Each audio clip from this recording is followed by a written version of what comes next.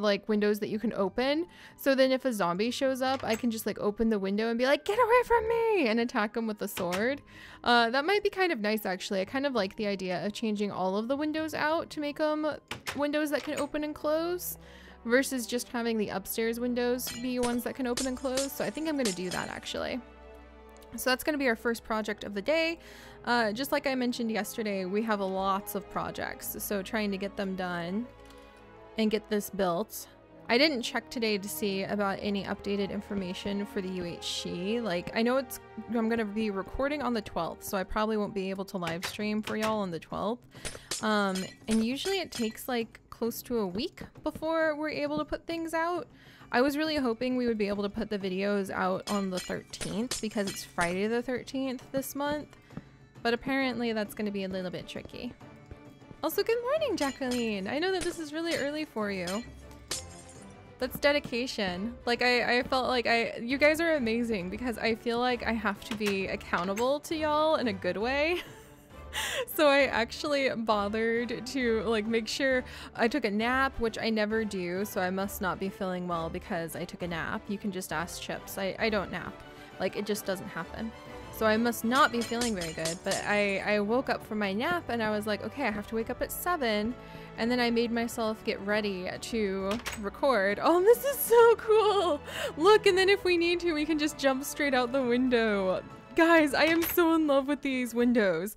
We're gonna have to make everything these really cool windows that open. That's just the best. All right, we're gonna replace all of our windows with windows that open because it's also useful if we look out the window and we're like, oh no, what is happening? Because some animal needs rescued or something like that. Let me see. Also, let me see how bad the lag is.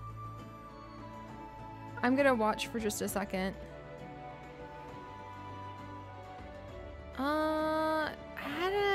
Okay, I'm gonna try stream options. Okay, I have the stream set so that it has highest quality viewer playbacks and high resolution so that it's high quality for y'all. But I can restart the stream if needed, if we want to turn down the latency so that I can chat with y'all a little bit faster, like more real time. So let me know if the lag between the stream is a little bit intense, because I think it's something like close to 15 to 20 seconds. But if it's okay that I just take a minute to reply to you guys, because the chat takes a second to catch up with the stream, then let me know. But for these kinds of chill things, if you like want to watch it back and have it be high quality HD Minecraft, then we can just leave it with high latency, which means like a bigger lag. And if you want it to be a little bit more real time, then I can go ahead. Hey, get back down here. Then I can go ahead and change it. All right, let's see. I love it! I love having windows that open. That's so cool. And I think it's gonna make it a lot easier to like do battle against any zombies who try to get into my house. So that's gonna be quite nice. Let's go upstairs, Chips' little tower. Oh, you guys, we did so much yesterday. I am so proud of us. It's really impressive to look around and see how much was accomplished in just a couple hours. So I really appreciate you guys being there for me for it. All right, I'm gonna turn these down. Oops, I forgot to, there we go, change the type of the window. And then let's see. Okay, good, you guys seem to be, yeah, nobody's saying anything about how long it takes for the stream to catch up to each other, so maybe we're good. Oh, good, all right. Whoa, oh, this was already set to that type of door. Whoops. All right, well, let's fix that. There we go. Yeah, so I'm just gonna relax with the streaming then, Ryan, because basically I set it so that this time we're streaming high definition, like high quality. And so if you watch the stream back, you'll see it in 1080p Minecraft instead of like really fuzzy, weird Minecraft. But it does mean that there'll be a little bit more of a gap. It's kind of weird to be like doing something and reading your guys' chat and then looking at, I mean, it's like 20 seconds. Like right now, you guys are watching me mess with the door and I'm already outside just standing in the air reading your comments back. So I might change this actually. Huh. All right, huh. Yeah, it's about 30 to 60 seconds of lag in between the chats. Okay. Yeah, thank you guys. I was just reading your responses. I feel like for these tomorrow, I'll see how laggy it is with this, because it's so weird to be just standing out here, and like I think the game and the stream just literally caught up with each other. But I'll go ahead and try it out tonight, and if it just seems to be a little bit too much, then I'll go ahead and I will stop the stream and restart it. And maybe tomorrow, because these are just casual streams, then maybe tomorrow I'll go with something that has a little bit faster things. Okay, let's see. So what to do today? We just changed all of the windows over, which I think is going to be absolutely amazing, actually. I'm really, really, really excited about that. Actually, if I wanted to, I could probably do even more work with the windows, but oh, there's a rat in my house. What? Let's see. Okay, hang on, guys. I'm gonna actually, okay.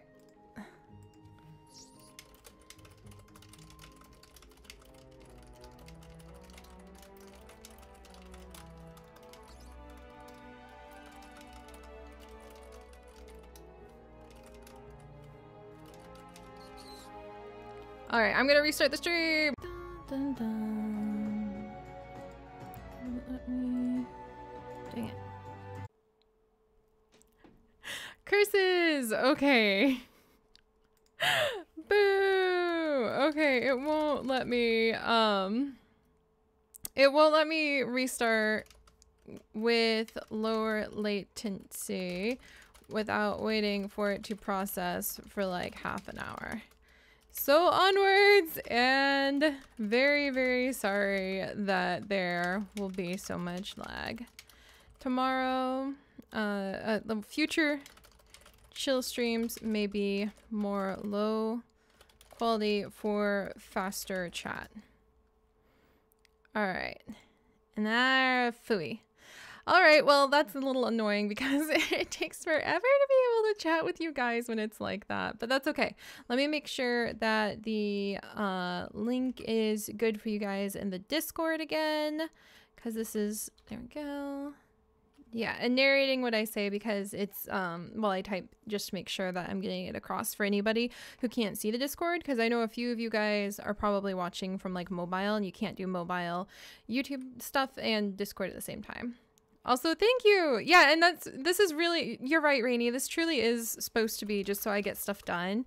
And you guys making me be accountable to get these things done are really cool. But it was so cool to have like faster reactions to some of the things we were building last night. So, I'm going to, yeah, let's see. Good. All right, just triple checking.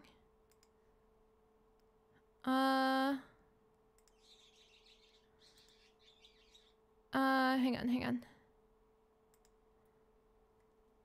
Yeah, there we go. Okay, good. Just double checking things. Okay, good. Yeah. Okay, good. All right, let me see. Whew. All right, where to go? Where to go next, what to work on. There's sneaks. Oh, and I need the music. I was wondering what was missing. All right, let me go ahead and start the music. And yeah, the next one hopefully will be a little bit faster, Renee. But yeah, don't worry about that, guys. Basically, unless it's like cursing or something like that, don't remove a comment, or if it's the death comment spam like we talked about last night. All right, there we go. And let's fly over and let me go ahead. I'm trying to focus. I'm sorry, I'm so all over the place. Let me figure out what I need to work on next. Okay, so now I know for chill streams, only put on the latency so that it's kind of a little bit more relaxed, and I can keep up with your guys' chat, and you guys can keep up with what I'm doing fine, because holy moly, almost 60 seconds of a lag is really intense. So we'll go ahead and we'll see. Yeah, that's such an intense lag. All right, I'm gonna have to remember that. This is good to know. This is good to know for future streams though, because we will have a little bit more of a lag when it comes to niche streaming. I realized that I was recording the niche in lower latency, which was fun, but it didn't end up resulting in pretty high quality stuff. So we'll have to look into it. All right. And then let's see. I know I could get used to this kind of relaxing streaming too. So let me go ahead and what to focus on first. Phew. Sorry, I noticed that there was a little bit of drama going on in comments with how to manage held for review comments. And basically, if it's not like death comment spam with the my pet has died sort of stuff, and if it's not cussing or harassing another member, just leave it be. Like emotes, leave the emotes too, because all those comments, every single comment that goes through helps to grow the channel. That's the bottom rule. All right, so there's that. And then here, oh, look at the little honey mint. Okay, let's see. And then let me see. All right, so sorry, I'm like trying to read chat and I'm so agitated by let me sit down and just make sure everything's working with the stream. How far away? Yeah, so okay, I'm just gonna have to get used to that. Sorry, it's so weird to watch the stream and like that happened a minute ago. All right, so everything is going good. I'm just going to take a moment to say, yeah, when it comes to how to manage comments on YouTube, literally those of you who asked to become moderators and have stepped up for it, it's literally just to be able to catch stuff like harassing other members in the YouTube chat or like the death comment spam. But pretty much if it's not those things and it's not obviously super vile, then completely leave it, because I consider every single extra comment that comes across as just very helpful to help grow the channel, because it is. Every comment we get really helps to grow the channel. So, oh goodness, I'm gonna have to get used to being about a minute ahead of you guys. I'm in the future! All right, and what are we going to do in the future today? Oh, there's a little butterfly on my ship. Oh, he's so cute. Hi, little guy. Bye-bye, butterfly. You better run. I tend to kill your kind without meaning to. Well, we have the Limsa Laminsa music going on quietly in the background right now. Hopefully not too loud, because I actually want to build with a whole bunch of the fishing stuff today. I want to work on this little pier because eventually I want this little fishing port to end up being something really important, to be able to show like a lot of traders, to be able to have different ships come on in and bring different quests or different special items, maybe introduce like a fishing guild is kind of what I'm thinking. Let's see. Yeah, no killing butterflies today is going to be my goal. So, alright, so I want to build a little fishing pier, and I gotta think fish. I gotta think stinky fish. I gotta think things that you would expect to see around like a fish market. So let me look at what we have. Like having a bunch of fishing rods. Look at these fishing bones! Oh my gosh, guys, is there a way? Do I have like a crate or something I could display fishing bones in? I have mackerel crates! You guys, we have mackerel crates and mussel crates! Oh my gosh, I didn't know that we had these things. Hang on, let's go ahead and look at this. All right, good. Yeah, salmon crates. And let's go ahead. There's mussel crates, there's fish crates. Look at these glorious things. Oh my gosh, we definitely need to put these down.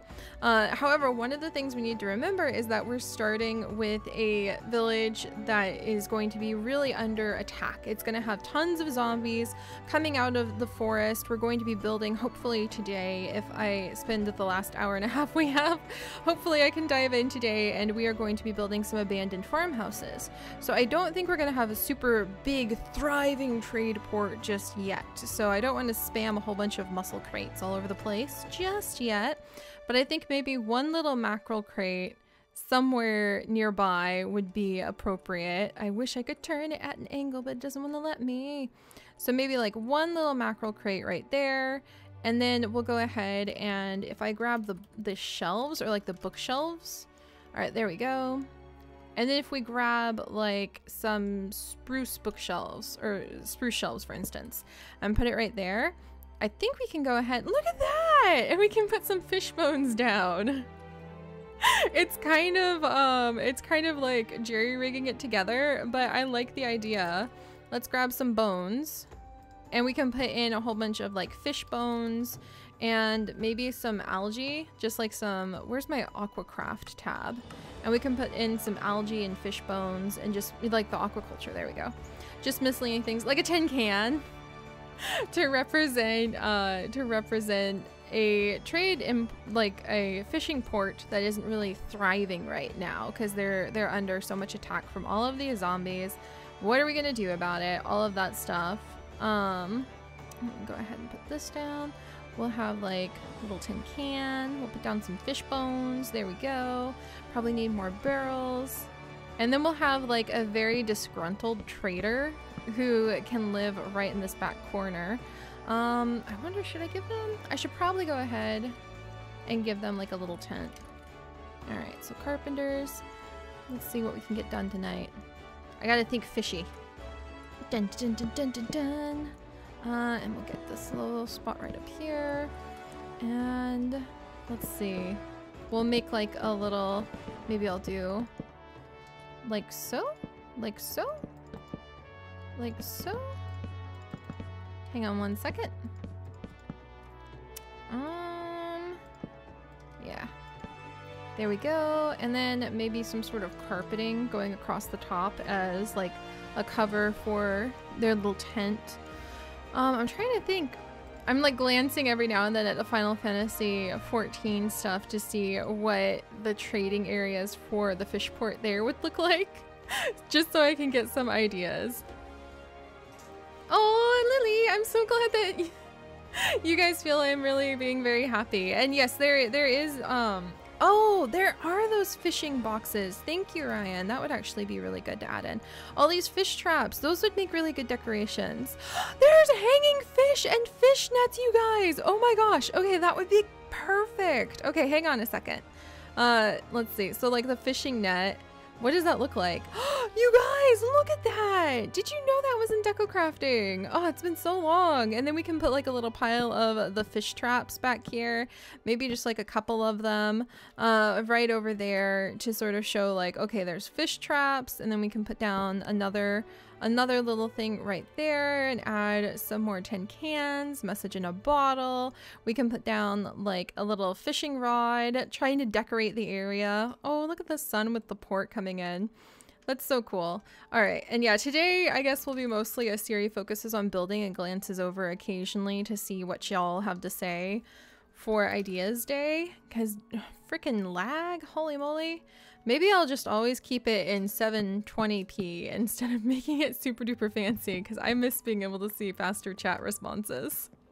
And I would rather have, what would you guys think? Like have slower chat responses on my end and our niche and everything else being in lower quality for later viewing, or to have higher quality later viewing, like higher quality viewing so the graphics look nicer.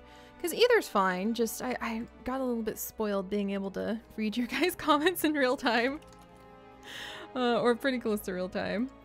Alright, let me make a little fishing, let's see. Maybe if I just look at plain blocks. Where's Ben's blocks? He came up with like this gigantic cool list of blocks. Let me find where that went. And let me grab my La Croix to sip. Let's see, there we go. Ben's blocks. I don't really see any that would make like a good overhang. And yeah, we try to keep it really yeah, I try to keep it to be our happy place here. Especially with everything that goes on in the world lately. There's just so much stress out there. And I know I can't really help with that as much as I wish I could, but I can do my best to try to help in other ways. Setting up a little protected part of the world where we can kind of just leave a lot of that stuff sort of to the side by choice. And a lot of people make the mistake of thinking I ignore that kind of stuff, or like I just want to hide from the world, and that's not the case. I just think it's really important to have a place where you can go to kind of feel like you're getting healed, rejuvenated. And that's why I refer to my work and what I do to try to remind myself as being a joy artist. Because I feel like it's super important to have a sanctuary, a sense of somewhere you can always go to be able to feel like, okay, this is going to be somewhere that is not going to make me have to face and deal with the situations going on in the world that maybe are a little bit much for me right now. It's going to be somewhere I can just sort of feel like I can step away from all of that. Not because we want to ignore it's happening, but because sometimes it's so healing to just step out of it, step out of the flow of the news for a little while so you can catch your breath. And that's definitely something I do a lot. Like, that's why I follow so many Japanese Twitters, because I love Japanese guinea pig Twitter. Oh man, show me those guinea pig butts. And that's one of my tactics, one of my ways for trying to step out of all of that strain for a little while and sort of clear my mind. Also, this is turning out so cool. You guys, I'm so in love. Yeah, and even if it's not nasty stuff, even like, because I used to be an activist, and sometimes people may not understand what that means. So it means I used to spend my life like being willing to look at the nasty stuff that other people weren't able to or capable of looking at. But one of the biggest lessons I learned from being in that space for so long is that you have to manage your spoons, as they say. If you spend your whole time facing some of the worst of what the world has to offer, you will burn out so hard and so fast, and it will hurt so bad. But if you can like step out of that and have somewhere that's a sanctuary to kind of heal, be it in a game, be it in our little community, then it can just change so much for when you're ready to go back out there and fight again.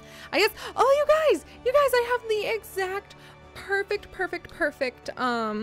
the perfect way for some of you guys to be able to have a reference point. It's like how Superman has his Fortress of Solitude, and some of you guys might get that. I remember when I was little, I thought that was so weird how Superman would like just disappear sometimes, and he would go somewhere where he was so completely and utterly alone, and like only Batman knew where to go see him, and he would have his little garden of alien artifacts and things that he collected. I'm a huge DC Universe fan. If you can't tell, I'm so excited about the return of Young Justice 3. Anyway, it's like that, you know, even Superman, who was supposed to be able to save the whole world all the time, had his Fortress of Solitude, because sometimes it could be a little bit too much. And if you wanted to be a hero, you also needed to know how to step away and gather your resources and be able to come back. So it's like that. I feel like everybody needs their own Fortress of Solitude so that they can kind of have what they need. They can have the energy they need to be able to really help whatever it is important in their world. So I don't know how I got on that, lily pad. Like, something you said just triggered a rant in me, but that's a common occurrence around these parts. And yeah, that's what brings me, it just makes me like tear up with pride that for so many of you, our community is that sort of safe place. And that's why I have admittedly kind of odd but strict rules about keeping it positive. Because it's not like if you're having a hard day, I want y'all to like have to hide that or anything. But man, being able to build up a cool, refreshing Fortress of Solitude that's really like a garden of healing for us, you do have to make a bit of a choice about it. You have to be conscious that you're doing it. What?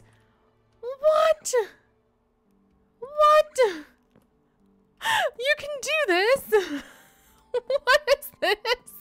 I thought we had like 2 modes, but there's like 3 or 4 different types of little modes that we have on this carpenter's thing. That's so cool. All right, let me check on our music. We're doing good. I lined up 4 songs that come to about a total of 2 hours for Final Fantasy. For Final Fantasy 14, because I figured we could use playing the songs as my alarm clock to know that we have gone like a certain amount of time. And so when the music stops on the 4th song, oh look, Jacqueline, you're trying to steal my fish. What are you doing here? What are you doing trying to steal my fish? What are you doing, folks? What are you doing, folks? And I said fox, not a different F word, just so you know. Just so you know.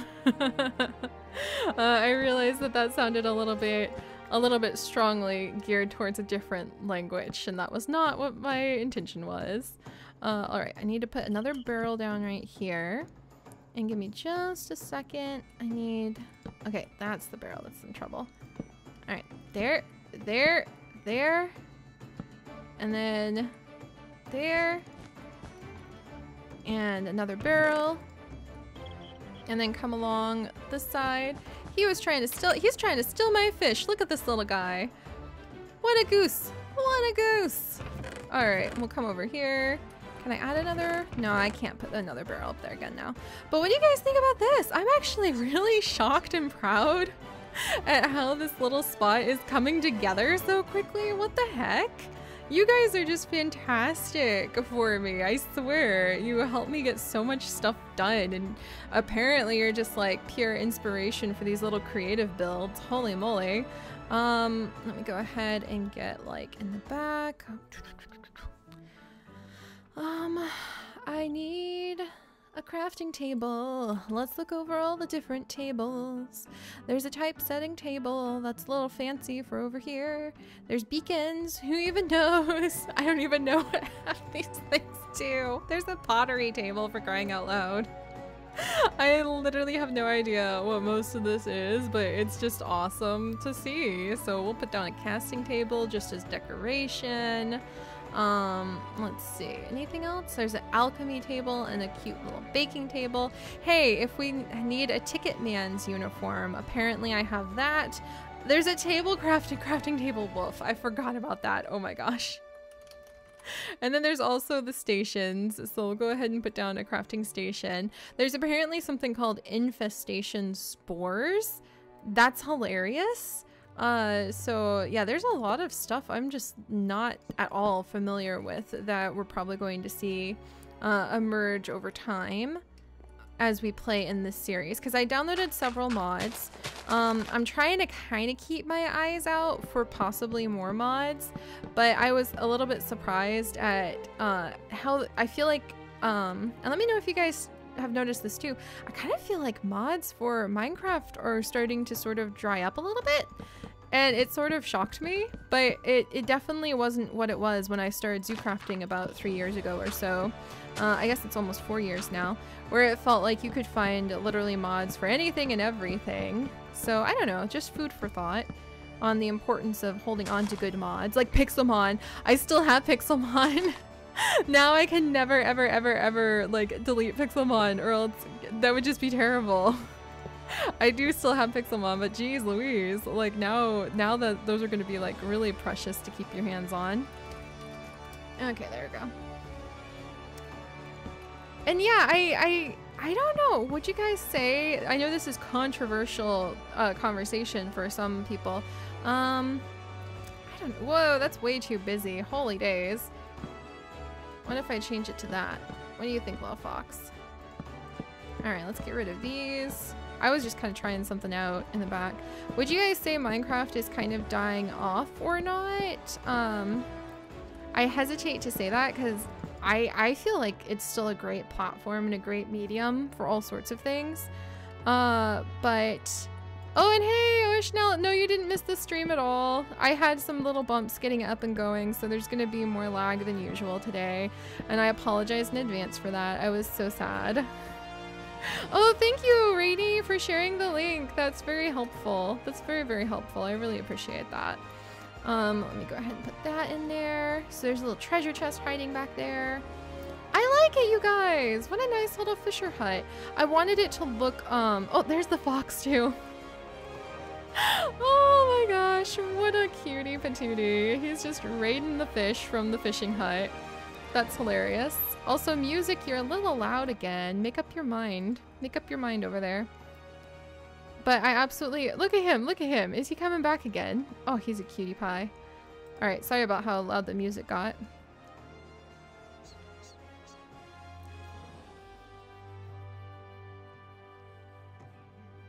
Sorry, I was just reading.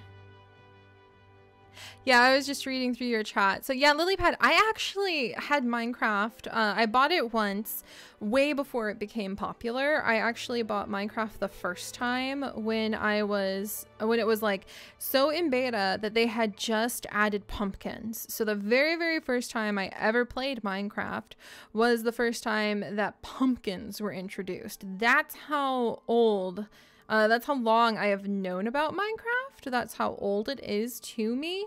But that being said, I didn't like it because I got the game. They had just added pumpkins in. I thought it was maybe some sort of like open world farming game.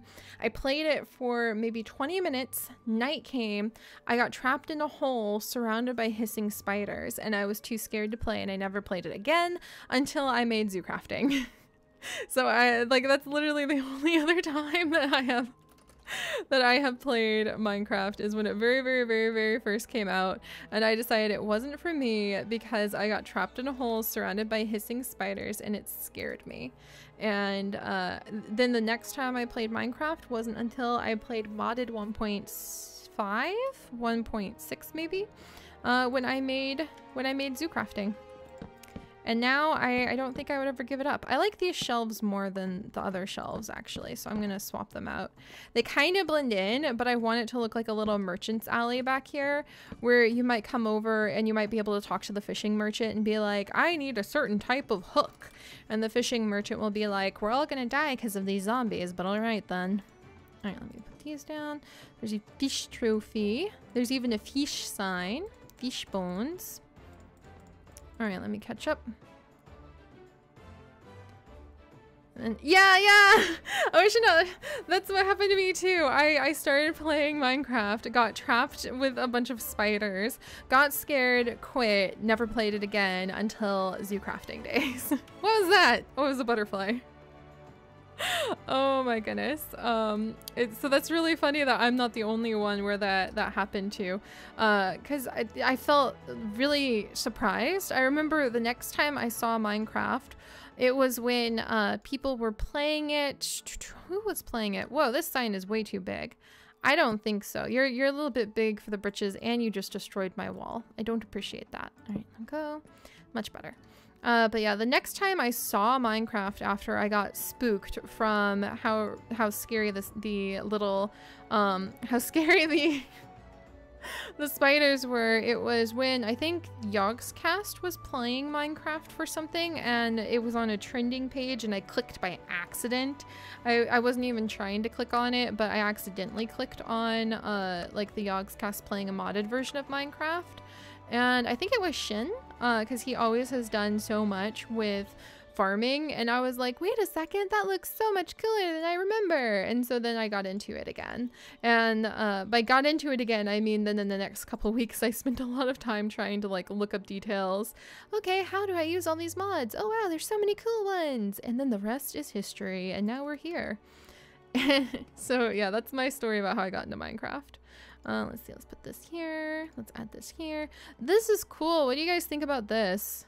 Where we can use this little section over here more to display like a whole bunch of things you could get from the fishing place. And then, oh no! I accidentally destroyed, I didn't mean to. I accidentally destroyed our little spot.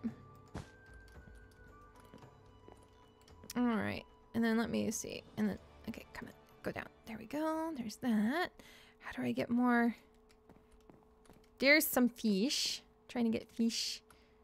Okay, can I get any fish any closer? Can I get fish this close? Let me see. Oh, and we're through one song. I'm gonna start the next round. So we have 3 songs left before I have to force myself to go and record, which I did not do today. Naughty Seri.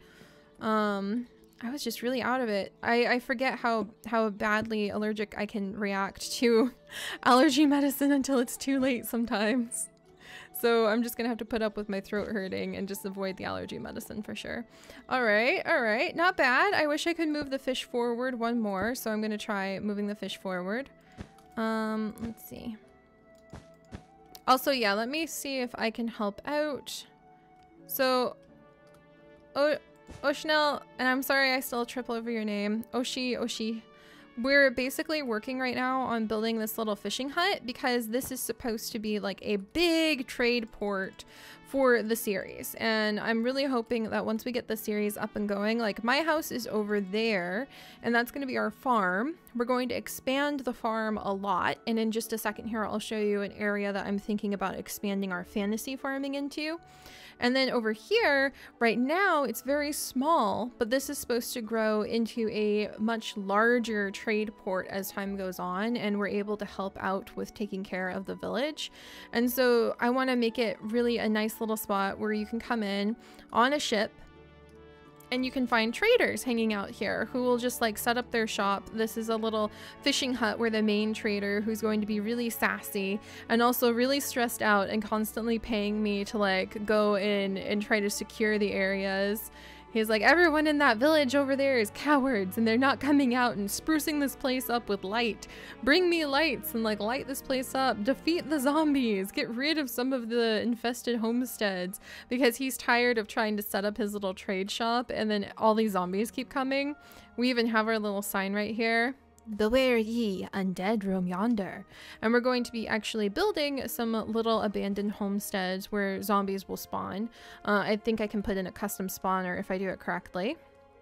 So it's going to start off as this really small little fishing hut with this guy who kind of like, I don't know, maybe he got in a fight with his grandmother and he's from a famous trading family.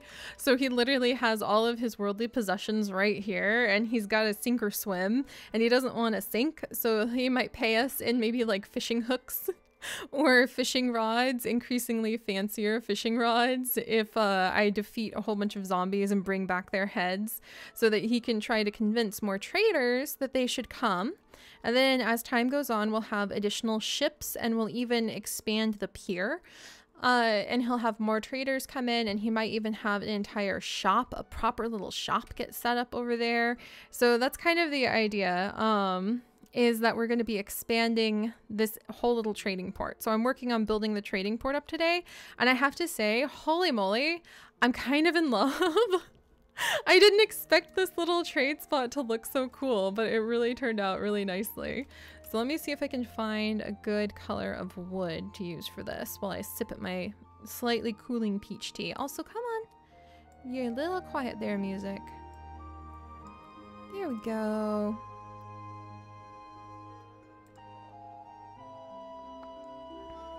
All right.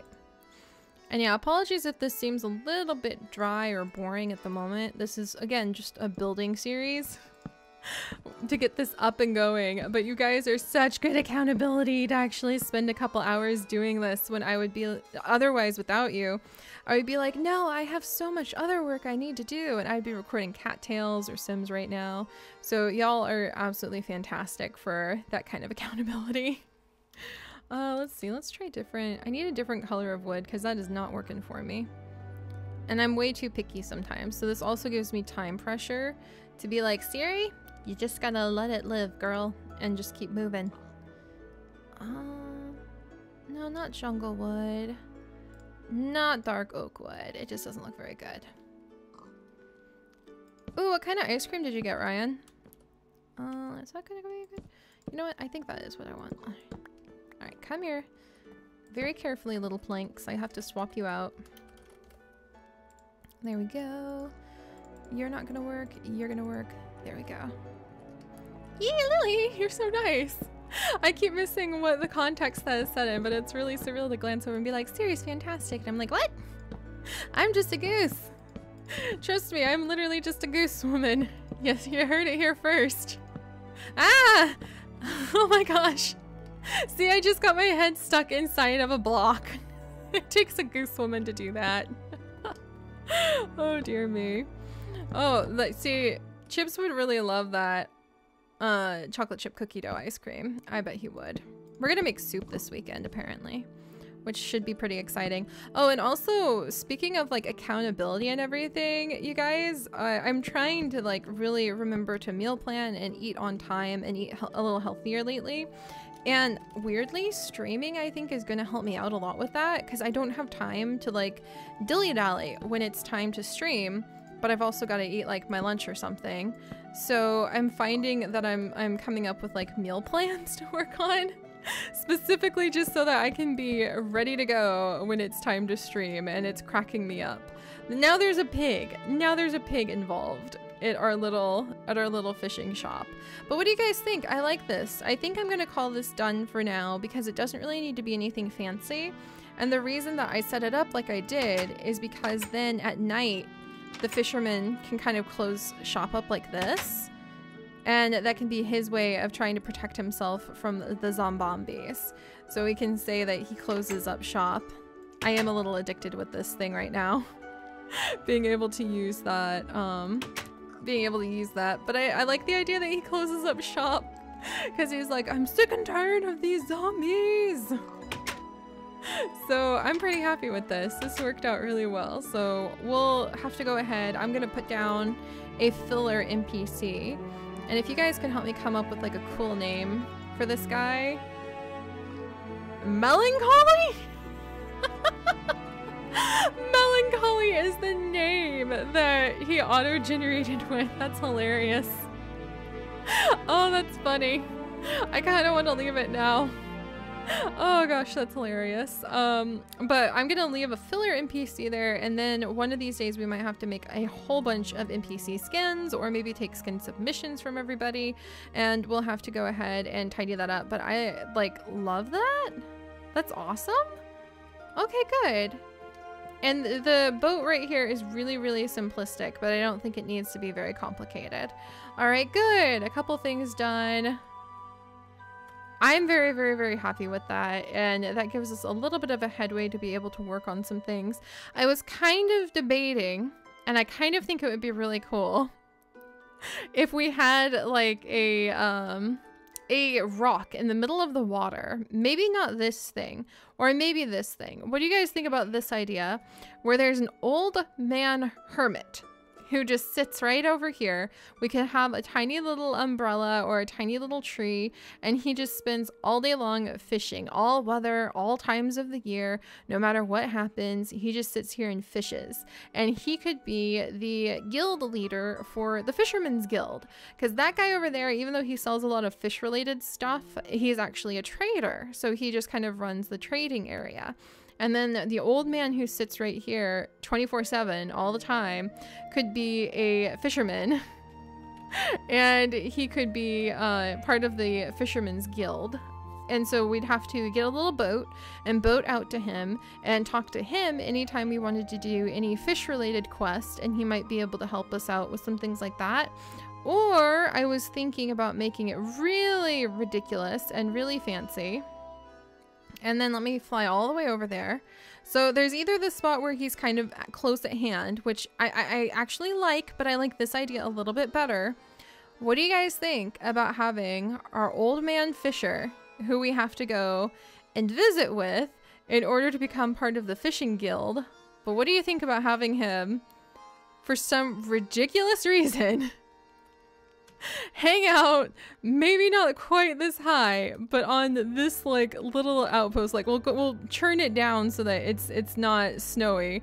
But what if we go ahead and he like sits on the pinnacle of this tall rocky spear, and we'll just say he has the longest fishing line in the world. And so then you have to like boat out to him from way over there, and then you have to climb all the way up. And he could just be like, I like the view, and he still catches like these huge fish and hauls them all the way up from the depths below. I kind of think this is a funnier idea, so I want to roll with that instead of having him be super close and easy to reach. Yeah, he's kind of like a hermit on a hill. He's the fishing hermit, and he lives on top of this gigantic spire.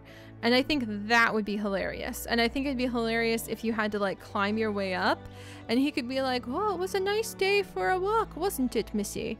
Yes, I make that climb and that swim. And like we could boat out, and he could be like, yes, I make the swim from the village every morning as the sun rises. I think that would be really hilarious. And then you have to climb your way all the way up to him. And he's like, yes, it's a nice, refreshing climb, isn't it? Really gets the bones like moving, a good warm up. So I think we're going to go ahead and do that instead. Do you think I should leave him so high up that there's actually snow, like literally right here? Or should I cut it, the spire down just a wee bit so that it just will go below snow level? Actually, I bet I could go ahead. If we just remove this, then next time it rains, it'll have snow, but I think he'd be happy here anyway. I have no idea. Was I making an Irish accent? I was trying to make an old man accent. Maybe it's the same thing when I try to do it. But all right, so, oh, what's that? What's a pumpkin? Huh, that's an interesting looking pumpkin. I kind of want to build like a scarecrow over there just because. All right, so we're gonna name him the Hermit on the Hill, and he's gonna be hilarious to work with. We'll go ahead and have him sit, and then I will edit his texture in the future. Well, I'm so glad you guys like that because I really thought that that would be kind of fun. Okay, standing, animation, sitting. Ta-da! And then we want him to have a fishing rod. So yeah, I think that'd be really fun. And then you have to like climb your way all the way up. Way, way, way high up to be able to come and talk to the Hermit on the Hill. Way up here. Who's going to actually be just constantly fishing. And he'll just like have these gigantic fish. Like, oh, the other day I accidentally brought up like a 6-ton whale or something. And he'll secretly be like the strongest guy ever. Look at this. This is gonna be hilarious, you guys. Look. You can't even see him. Oh my gosh, it's the most beautiful thing. Okay, I'm really glad you guys are excited about that idea. And yeah, I agree with you guys. The rain kind of adds to the humor, or the snow kind of adds to the humor. So I will leave him there, and then we will make it look like you have to climb up to the Hermit on the Hill with the actual like rocky outface. And then let's see, I'm gonna go ahead, I wonder, should I add a little beach like right here or right here? Huh, how do I... Look, there's actual like cave pieces. This thing is so tall. I love working with the, oh, he's got a butterfly friend. I love working with the weird random spawning of Minecraft. I know I have a few friends who can't really handle Minecraft because they don't like how like you'll have these random juts of land like this, or like there's a floating little piece of land over there. And I have a couple friends who absolutely hate that. They'll go out of their way to download mods to get rid of that. But to me, that's a huge part of the charm. It's like, who knows why there's just a wall of those crystals over there? Who knows? But there could be a story behind that. So for me, it's all just story opportunity, and it doesn't really bug me. All right, then maybe, okay, right here, we'll go ahead and we will start the rocky outface. Yeah, the rocky face of the cliff. So we'll go ahead and we'll put down these carpenter's ladders, but what you can do is you can kind of turn them into these rungs, and then what I'm gonna do is change them to be stone colored, and so now it looks like you're climbing up the stones, and like it, you know, you can still see the ladder, but for what Minecraft can offer, I feel like that's really good. All right, there we go. Dun, dun, dun. And we'll go ahead and we'll just like climb straight up to the Hermit, and then we'll just change the color of the ladder to match whatever block we happen to land on. There we go, still climbing up to the Hermit. This is amazing. I hope I don't fall off. At least if I do, it'll probably be in water. I was trying to figure out what the heck I'm gonna do if I die in this series, like how I'm gonna explain that. I decided I'm just gonna have to like edit it out. I'll just like fade to black, and then maybe there'll be the sound of wings for the dragon riders coming to save me, and then maybe I'll be weakened for a little while, and I'll constantly have like a potion, like a weakness effect, some sort of effect that makes me feel really weak. There we go. There we go, guys. Look, now we can make it the climb all the way up to the Hermit on the Hill. That's so awesome. I kind of like the idea of just climbing straight up to him. I think the appeal of having to do like a little bit of parkour would be interesting too. So, what do you guys think? Do a little bit of parkour or just make it a straight climb? Where you're like, still climbing, still climbing. I think we'll do this still climbing versus doing it like back and forth, switchbacking up the way, because it sort of adds to the humor, slash we'll have to do it a lot every time we come up to work with him for guilds. So that could be important. And yeah, like Jacqueline, that's what I mean by the floating pieces of land are not so bad to me. I figure they can actually sort of represent the they can represent, sorry, I was just checking the stream health. But the floating pieces of land can actually represent the ideas, the stories that we could come up with. Yeah, okay. Oh my gosh, I have to get used to there being such a huge lag judder between us.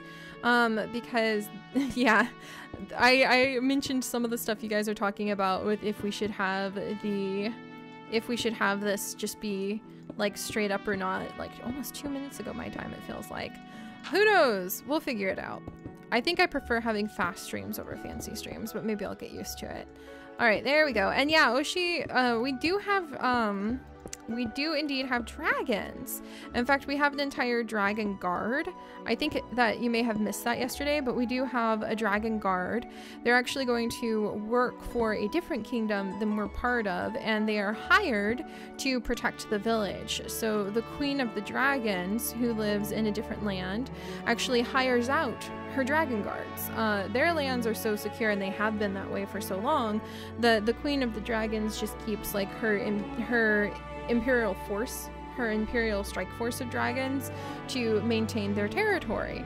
But they have extra dragons, and how do you keep all of your hotheads from really kind of starting inter-clan fights and like inter-dragon guild fights? Well, they become sort of like task force, like dragon task force that get put together, sort of like little military groups that are then hired out throughout all of the kingdoms, and they're hired out to help keep the peace, and they're hired out to help protect people from the monsters of the world. And so the dragons are like the best defense against a zombie horde or things like that, but only one kingdom has the dragons, and instead of hoarding them and using them to conquer other kingdoms, she just becomes obscenely wealthy by getting paid to be able to hire her dragon forces. So she will be a very rich, very wise queen in her own right, the diamond dragon queen, because only one queen dragon of the diamonds like can exist at the time.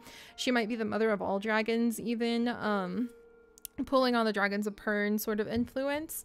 And so the diamond dragon is the queen's dragon, and they are a very, very wealthy empire, and they just have all of the dragons become hired out in little like military task force groups to different places. And because we are at the middle of, or excuse me, we are at the edge of the world. There's a fire. I might need to tend to this. I don't think I've ever come out this far, so this fire just spawned in. I need to kind of tend to this. We'll be back, Hermit. We'll be back. But that's my idea for the dragons, is that we will actually, they're from a different country.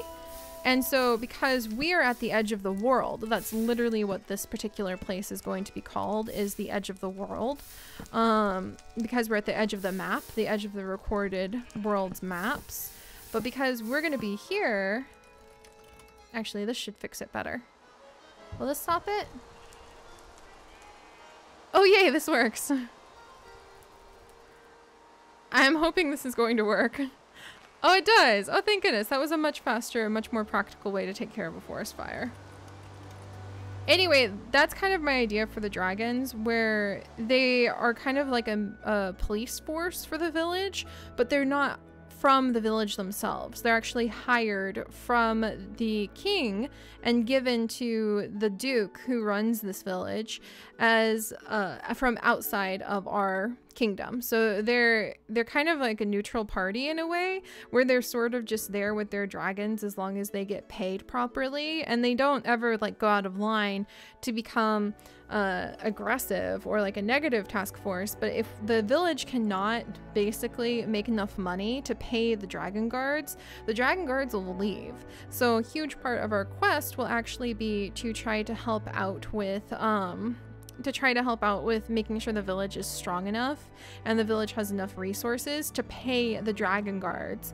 Because if they don't pay the dragon guards, then the dragon guards will just leave. Like, not maliciously, but if no one's paying them, their queen is not going to let them just stick around, and they'll go back to their mountain kingdom and get hired out to a new village. And because we are at the edge of the world, which is the place on the map that we're currently in, and because this is a settlement that has so far failed to thrive, they have zombies like literally at the front door. The settlement is not really benefiting in any way. They're not able to keep traders. They're really struggling to make it. Their last fantasy farmer ended up getting killed by a zombie takeover. They're failing to thrive, so it might become a failed settlement pretty soon. And because of that, the dragon guards we're going to have are kind of going to be the misfits of the dragon guards. They're going to be kind of like the scraps that have their own weird quirks and are kind of left over. So the queen sort of sent like her D-list dragons to go and work here because it doesn't seem like they're going to be able to afford keeping any fancier level or higher tier of dragon guards, basically. So that's my idea. That is my idea for the dragons, and and I mentioned it yesterday, but our dragons are going to grow based off of the number of metals and gemstones that they eat.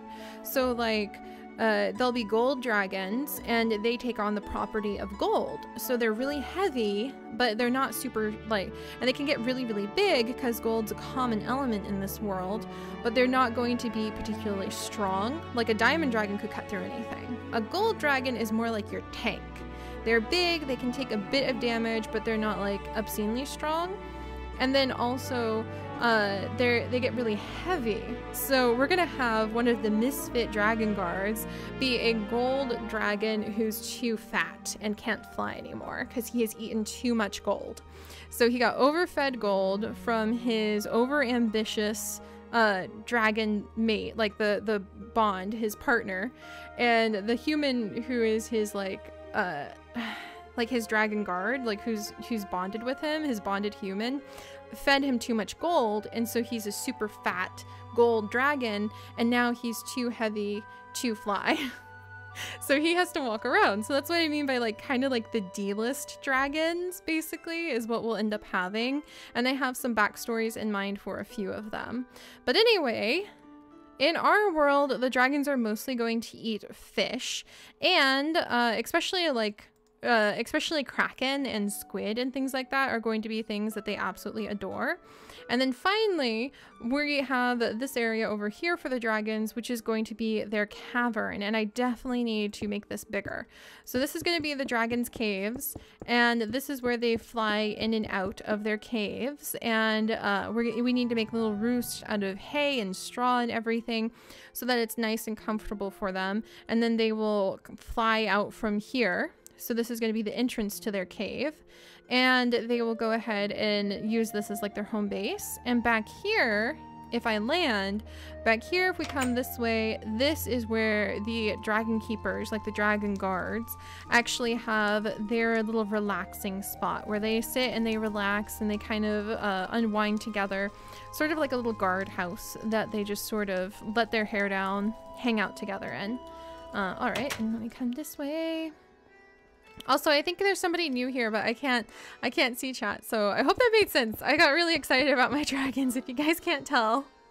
I am so excited about those guys. I think they're very unique dragons too, and that makes me happy. I give a lot of thought to the way dragons might want to be set up, to be completely honest.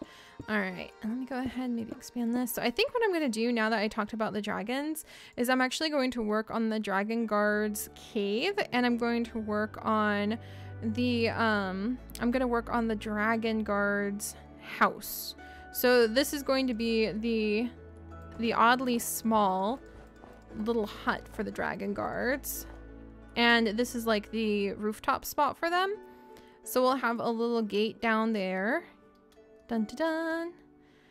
This is the village. So the village will have like a little gateway, hopefully heavily guarded. Well, actually, I guess they wouldn't need it technically. I don't know. I'll figure that out. But then if you come up here and you go up the top of the mountain, there's going to be this little building. If you come inside, you can go down the little building, this ladder way, and it will lead you inside of the dragon caves, and this is where the dragon guard hangs out. But it's not considered part of the village proper because it belongs to the dragon guards. The dragon guards found this cave, expanded it, kind of spruced it up a little bit. It is meant for their dragons, and each of the dragons in our world will also have their own private cave where they hoard what their treasure of choice somewhere out there. So we'll have to figure that out. And then I do think we might have like a field or something on this side, or even on this side, where we'll have the gold dragon be. And he feels a little bit left out because he's too fat to fly, so he can't get into the cave from that side. So we might give him a cave from this side somehow. We'll have to figure it out. I'll work on that later. Anyway, hello. Oh, I love... I'm gonna get your name wrong. Acacio Spark. Hi, I know you've been around on the Patreon for quite a while. It's really nice to see you. We're literally just doing super casual streams right now. Lilypad, I love that you love the idea of the fat gold dragon, by the way. This is super casual stream.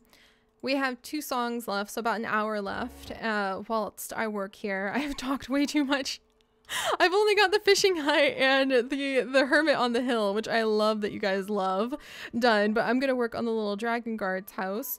But yeah, I'm trying to prepare for the our fantasy series, and I was finding I was not getting enough work done for it. And then I mentioned just offhand to a couple awesome people here in the Discord, maybe I should live stream it. And the next thing you know, I have the perfect accountability buddies to actually get this done. So you guys are my A+ amazing accountability buddies, making me like really excited to show up every night and build for at least a couple hours. We're going to be trying to get this done so that this particular fantasy Minecraft world series can hopefully go live within the next couple weeks. There's an event coming up on the main channel that I definitely want to be prepped for. All right, let's go ahead and build this. Oh, and thank you, Shisil, for reminding me. I have not done my snake a day on Twitter yet. So, by the way, if you guys have a suggestion for the snake that we could do today, please let me know, because I have been doing my snake a day facts over on Twitter. And Acacia Spark, I think you're the person who always likes my Twitter stuff, and you always leave me comments about my videos on Twitter, and I always get so happy. I'm just like, oh yay, it's the awesome person again who always leaves me such thoughtful, insightful comments on my various series. I'm pretty sure that's you. So hi, and I'm really excited to see you here. Hi there. And I'm really, again, thankful. I'm really getting into the groove of getting these builds done now, you guys, and I'm super thankful for it. If you can't tell, I love the idea of how far this series could go. I'm a little scared because it's probably not going to be perfect the first few episodes. I'm probably not going to make it come across as the like Minecraft roleplay blend that I want it to be, but I want to give it just as much love and devotion, attention, and time as zoo crafting. And I also think it could be a really cool place just to let all of our various fantasy stories sort of come to life, like Punderland, that's going to be full of puns, all of the dragons and the dragon guards. I have a cranky merman who left his family, who lives inside of the well on my farm, and I have to become friends with him to be able to convince him to let me use the well on my farm. So there's going to be a lot of fun things, a lot of opportunities to hopefully talk about deeper subjects in lighthearted ways that fantasy stories are so great for, so on and so forth. Whoops. But I need to get it built, and I just need to do it, and I'm not going to be like the best at it, just like when I get so nervous in stage fright about zoo crafting and warrior cats. And so having you guys as my accountability buddies to show up every night right now and do at least a couple hours worth of building is helping me so much. I'm really doing a lot better, so thank you. All right, let me go ahead. Ooh, and you guys have such fun ideas for the snakes. Milk snakes are the cutest, and I do love sand boas. Oh, and Lily, I hope you sleep well. Yeah, please don't force yourself to stay up. I'm sorry these are so late for you. I know that it's like going on into 1 in the morning where you're currently at. There we go. These are just a good time for me. And I have not done my snake a day yet, so I would love, I think I might do milk snakes today because you suggested it, and that would be a good thing to do. All right, so there we go. We now have the doorway that will lead us into this very plain room. What the heck? What is that? What is this spectaglorious blossom? Oh my gosh, you guys. Here I am going on and on and on and on and on about how much we have to do for all these stories that I have in mind. But don't forget, this will also be the first time that I actually get to work with a whole bunch of the mods in Minecraft that have to do with magic. So this is going to be ridiculously cool. Because there's a whole bunch of plants I don't recognize. There's a whole bunch of new mod things that I've never seen before.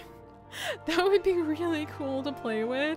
So we've got a lot to keep us busy. I'm really quite looking forward to it. Look at the destroyer. I don't even know. This is so cool. We're gonna have a lot to be able to play with, guys, and that's not even beginning to dabble in all of the stuff that I have in mind for stories. So like I said, I feel like this series could truly trotch. No wonder I'm not getting the items I'm looking for. But I feel like this series could truly go on for quite a long time and be really fantastic and something very, very special if I can pull it off correctly. And you guys are really helping with that. I mean, look how beautiful it is just on its own, you know? All right, and then... Dun, dun, dun. Oh, I'm glad that these streams are helping you get comfortable enough to go to sleep, Lilypad. That's one of the reasons I'm so sad so few people that I used to follow on YouTube do YouTube anymore after all of the kerfuffles of the last few months. Because before,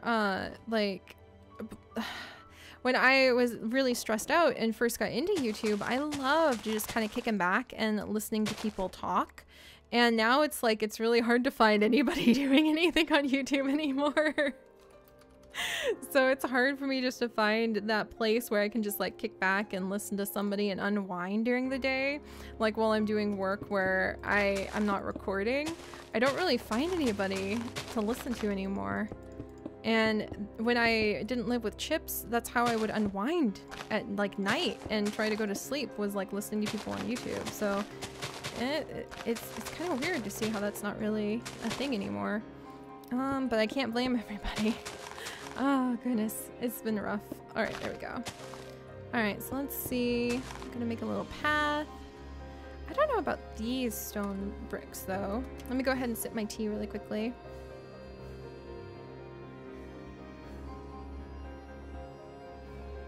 Ornamental decorative stonework. Ornamental stone. What does that look like? Oh, hey now. That's not too bad. It's not great though. But it does look kind of like dragon scales, which makes it cool. Ha, that does look kind of cool, but I think I'll save those for like when we're working with building a different area. What does this look like? No. All right, stone, bricks.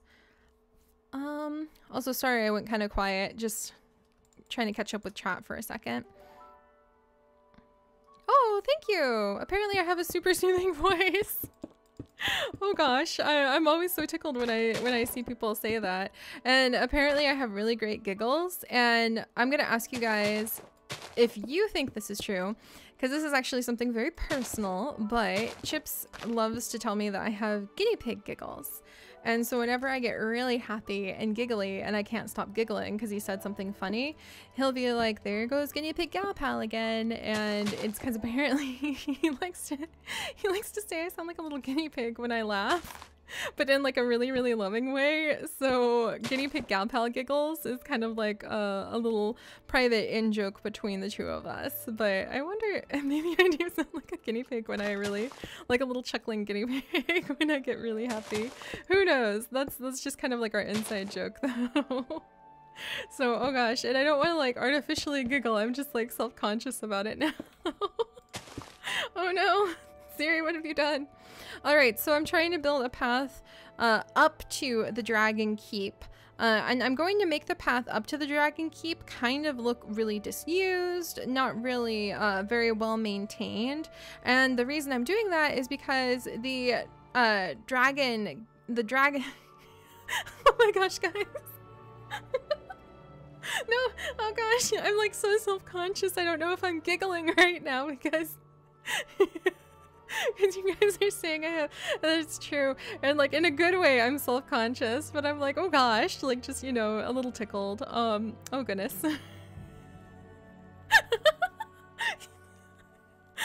It's true. The problem is I do give myself contagious giggles, and that's just the funkiest thing, but I do it all the time. You guys have seen it. I'll start to giggle and then I'll set myself off with giggling, and then I can't stop giggling because I'm giggling, and so I just, oh my goodness, it's definitely something, and it definitely is something that I do. I know, I can't help it. I talk about my own giggling and it just makes me giggle more, and then I get self-conscious, but then that makes me giggle more, and it's just a giggle apocalypse. That's what's going on here. Oh gosh. My goodness. Okay, so let me go ahead and continue making this little like beat up rough path down the way. I kind of want it to be sort of, there we go. There we go. Oh dear. Oh, thank you. I'm so glad that my laughter sounds as genuine as it is. I don't bother faking laughter or stuff like that because I take, and I know this sounds ridiculous, but I take considering myself a joy artist really seriously. No pun intended. See what I did there? Oh dear. Seri, no, don't make yourself giggle again. But I take being a joy artist really seriously because we need more joy, and because I've seen what life is without joy, and I've seen what life is with joy, and I think that being able to provide it so that when people are having a really hard day, remembering what joy feels like, what it tastes like, what it sounds like, how simple it can be, how creative it can be, I think that that's a super, super important thing never ever to lose. Because I feel like being a storyteller and being a self-proclaimed joy artist, it all just boils down to never losing a sense of hope. And it hit me the other day that that's why I love storytelling, is because storytelling kind of has this beautiful sense of hope. You have to be able to have an imagination that has a little bit of a sense of hope to it to be a storyteller, I think. It doesn't even have to be like really super duper fancy. Just the ability to be a storyteller and the ability to be optimistic can often go hand in hand, because you have to think about something that's not the present. You have to think about something beyond just like the present bad thing that's going on. So that's what I mean. Not to say like you have to have hope and be happy to be an effective storyteller, because no, sometimes dark stories are important for people to grow from, and they resonate with people far more than just a story about a happy life. But I do feel like having a sense of hope is important for storytelling. So anyway, sorry that I totally got all of that totally caught up. And yeah, oh, you guys just got to my pine. Oh dear me. Oh dear me. Yeah, okay.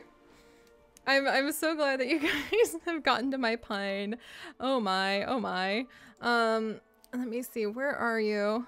Oh gracious goodness me, the lag is so intense. Okay, so for, like I keep saying, for the future, like it's almost up to 2 minutes now. So for future streams, when we're streaming, I'm probably gonna keep it low latency, which means that we're gonna have less of a high quality Minecraft block world. Oh no. And it'll be in like 30 FPS, 720p, but I'll be able to get real time with you guys. But anyway, that little segue aside, how did you guys do that? You always make me just like segue into the most random deep talks. I have built this little path going all the way up to the Dragon Keep, and we might put like some sort of really funky sign on it that's like the Dragon Keep's place or something. It's just gonna look really kind of plain. It's not really gonna look super fancy, but we're sort of doing this on purpose. And the reason we're sort of doing this on purpose is because they're dragon riders. The dragon riders are not going to have some big giant castle that's like right up top here, because they're so much more about the cave systems. So it looks like nothing from above. That's kind of what we're gonna do, where it just looks like a little outpost and you're like, this is it. The people somehow shoved in here are supposed to protect the entire village. And again, remember, we're gonna have the D-list dragon riders who are not very like high up. They might be skilled, but really weird.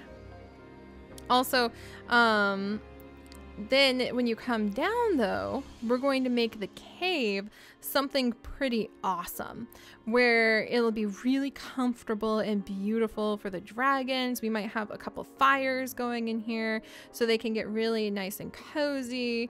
So it's going to be one of those things that looks very like bland from above, but then you go down inside once you become friends with the dragon riders, are invited into their big cave system that they make, and it'll be really fancy and really pretty. So that's the goal.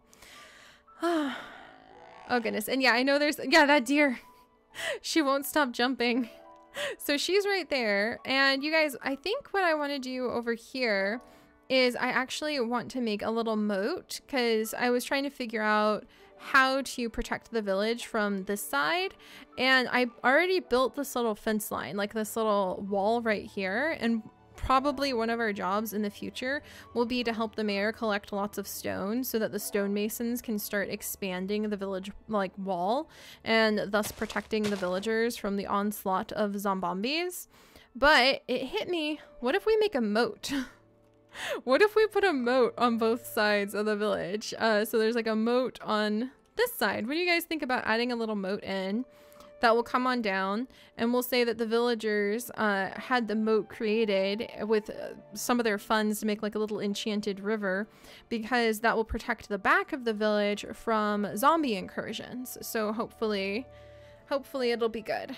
All right. I didn't see a bat. Did you guys see a bat? Gosh, yeah, in the future, I 100% will put on the lower latency for these kinds of streams, because this is ridiculous. I might even just keep it low latency for our niche streams, because I cannot believe how long it takes to get chat on YouTube.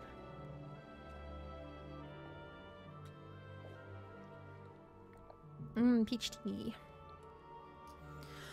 Whew. All right, so I think I'm gonna go ahead. Is it even to the point where I was telling you guys?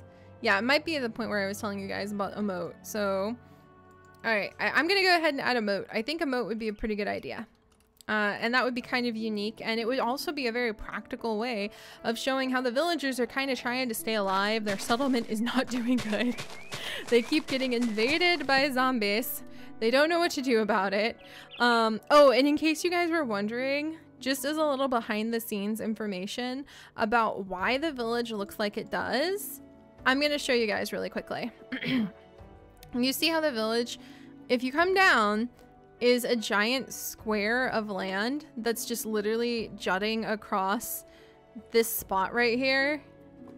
There's a zombie under here. Apparently he was once upon a time Carson the guard. Maybe we could make rescuing him one of our future quests, but it's literally a giant square. That's because when I loaded this world to test the Minecraft Comes Alive mod, the Minecraft Comes Alive mod was like, oh, do you want to start your Minecraft Comes Alive mod with a village? And I was like, sure, while I test out this mod, I'll go ahead and just have a village. It's not like I'm going to keep the save file. And so it spawned this entire village in a perfect square right in midair, where it just kind of like connected up all of these spots. I can't believe this. But it connected up all of these little spots, made a perfect square out of the village, and kind of stuck it just hanging over a ravine. So that's why we have a whole bunch of stuff under the village that's just water and lava, and why it's just this big ugly giant square. But then I started flying around and I noticed really, really cool things about this world that made me fall in love with it, with how perfect it is for all of our storytelling abilities. We've got, if you look over there, one wizard tower, one abandoned wizard tower over there. and one abandoned wizard tower over there, and some really cool mountains that are rich in resources. If you come over to where our farm is actually right next to a flower field. It's right next to a big flower forest and a flower canyon, which I didn't even know were places that you could have in this Minecraft world, like with these sets of mods that we do. But if you look right here, how perfect is this for the Fields of Fantasy series? Because look at this. See all these flowers? We're inside of plains biome right here and flower forest biome right here that collided into this gorgeous canyon. I mean, look at this. And there's flowers everywhere, just all over the place. And then over here, I flew over here, and that's when I remember going, oh no, because I didn't have all the mods I wanted yet. And I was in love. I couldn't believe this. I mean, look at how beautiful this is with this gorgeous world. And we have all these beautiful birds that keep spawning because the dark forest right here spawns all those little birdos. It's so pretty. So I put in the rest of the mods that I wanted, and thankfully they all worked and the save file is still functional. And I decided, okay, now I have to keep this world. And I love that this dark little forest bit right here that we might have to find a way to light up or purify or do something with. I love that it's right next to where I put my farm. And that's going to be one of the things we're going to have to deal with, is how to light up the dark forest. How do we make sure it's safe? Do we get rid of it or do we keep it? And I think we're actually going to keep it for the sake of the series, because it is causing all of those little birds to spawn. And that's beautiful. All those tiny little finches naturally spawning, that doesn't happen in the overworld. Normally you have to go to Twilight Forest in order to do that. So I really love, very, very, very much love this world. I think it's beautiful. If you fly over the little dark forest patch, look, there's even more beautiful, beautiful, beautiful flower fields. I just cannot get over this. So I think it's perfect for us. And that's why the village is a perfect square, because I was just testing the Minecraft Comes Alive mod, and it spawned a village in midair and on top of a little cliff, and that's why the village is a square. So there's a little behind the scenes story that you guys now know forever and ever.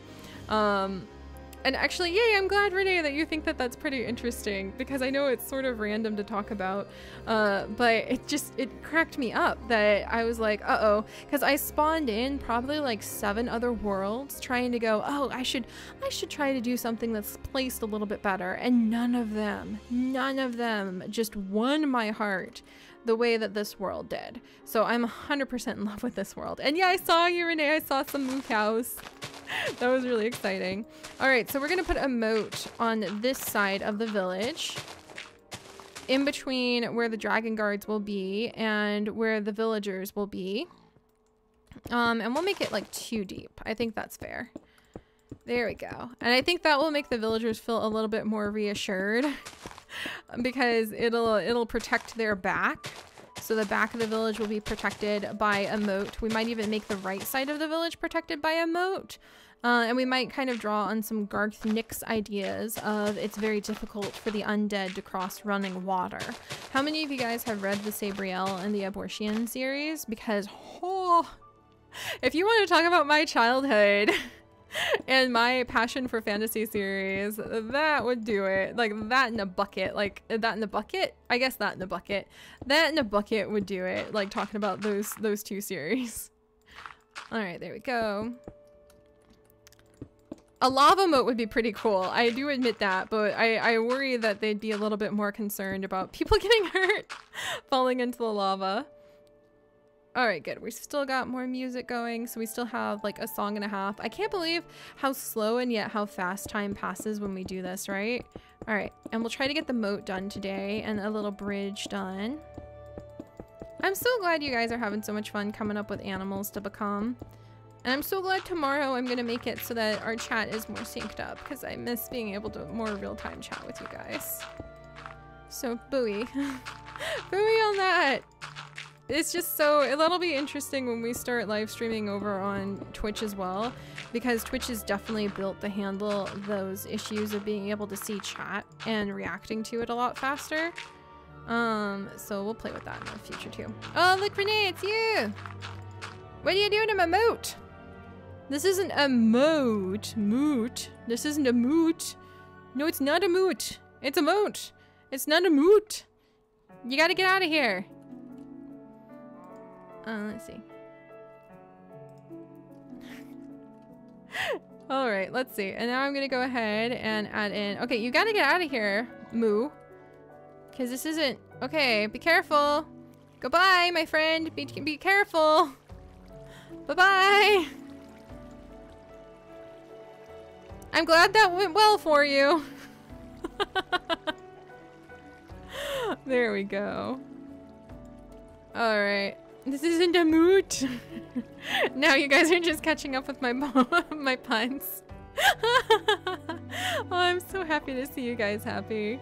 Yeah, we'll have a little chat about if we should have our YouTube streams be really high definition or if they should just be fast, because I miss being able to just chit chat with you guys a little faster. All right, and then maybe I'll do like a little stream, like a little waterfall stream right over here. Here we go. And that can kind of make the, there we go. Nice. And then this can kind of make the back, like, or the source spot for where this is from. All right. And then, oh, I know how we can spruce up the side where I'm like, ah, now it just looks like a wall we're staring at. Where's some ivy? There we go. We'll get some good Swedish ivy covering that up. Resolute ivy. Timeless ivy.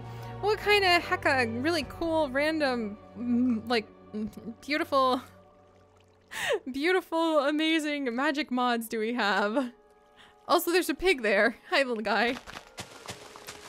Alright, we'll go ahead and expand this. There we go. And maybe, oh, I have like wisteria. I need to just check out like all vines. Let me go ahead and check these out. Oh, some like normal vines would be nice to mix in there. And some Swedish ivy vines. There we go. Let's grab some water. And this is like a bad movie. You guys are hilarious.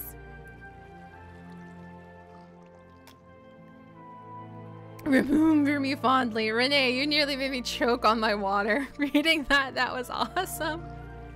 Oh my gosh. Oh, gracious me. All right. And yeah, Ryan, I guess you guys are seeing the real me. I'm not on zoo crafting, so I'm like killing butterflies left and right, letting cows fly off cliffs. I promise it's not as dramatic as it sounds. It's just I'm building. I've got a lot to do. All right, I like it. I like it. I like it. Okay, let's come over here. I think we'll go ahead and where's Carpenter? I know, Birdos, it's about your bedtime. Don't worry, the music will stop playing pretty soon, and then I'll have to go and record cattails because I didn't have an episode go up today, and the kids are gonna flip. Let's see.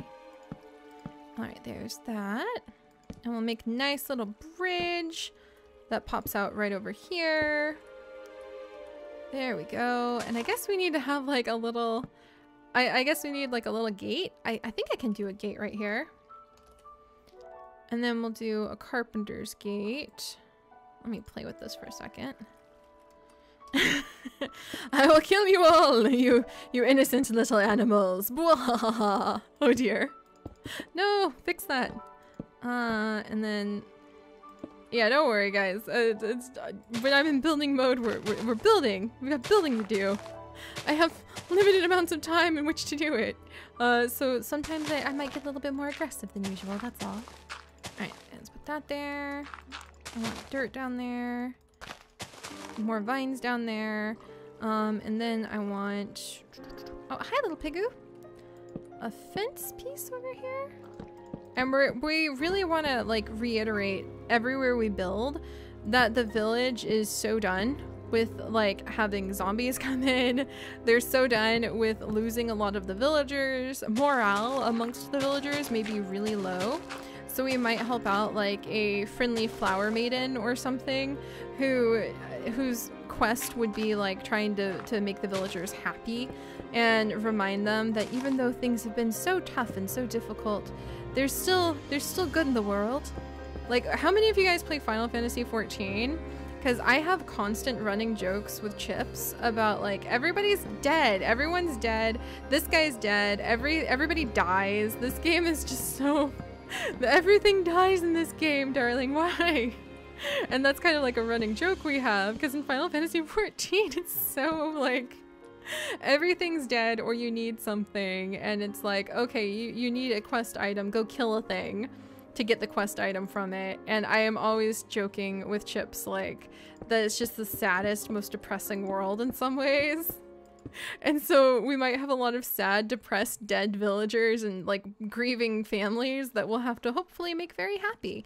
And actually, as a very odd segue from that kind of dark moment, one of my big excited goals for this series is actually going to be really focusing on expanding the Minecraft Comes Alive families by convincing different villagers to fall in love with each other and have babies together. And I actually am trying to find a mod author that I can work with to tweak a mod where I could have cabbage seeds, and there's special cabbage seeds I'll get from a trader, and I'll plant them, and when I harvest the cabbages there might be a special chance of like treasure appearing under them, like rare diamonds or rare different gemstones, because fairies really love those kinds. They'll be like cabbage treasure leaves or something.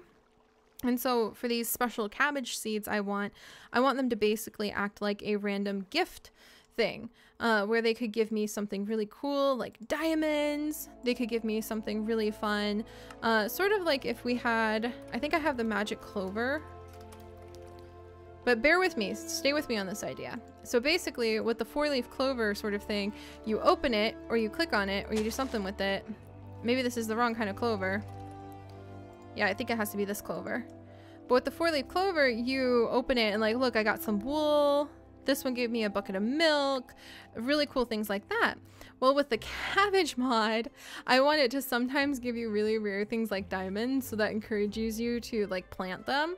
But sometimes I want the special treasure that appears under the cabbage leaves to be one of the Minecraft Comes Alive babies, so that we can say we'll end up with villagers who get left by fairies in the cabbage patch. So you have your cabbage patch kiddos, and then we have to raise the Minecraft Comes Alive children as our own, and they age like a lot faster than we do in this world. So then we would introduce them to the village as a whole, and that's one of the ways we could expand the village, is ending up suddenly having to take care of tons of babies because we harvested our cabbage patches and we ended up with a bunch of cabbage patch kids. So that's actually one of the ways I hope to expand the village, with our cabbage patch kids, basically. So I love that idea because of that that joke that, you know, babies come from cabbage patches. That I don't know if that's really a thing anymore, but when I was growing up, that was something that you could hear pretty often, as like, where do babies come from? Well, they come from the cabbage patch. And I just thought that was really cute. So I kind of want to make a play on that, and that's my idea there.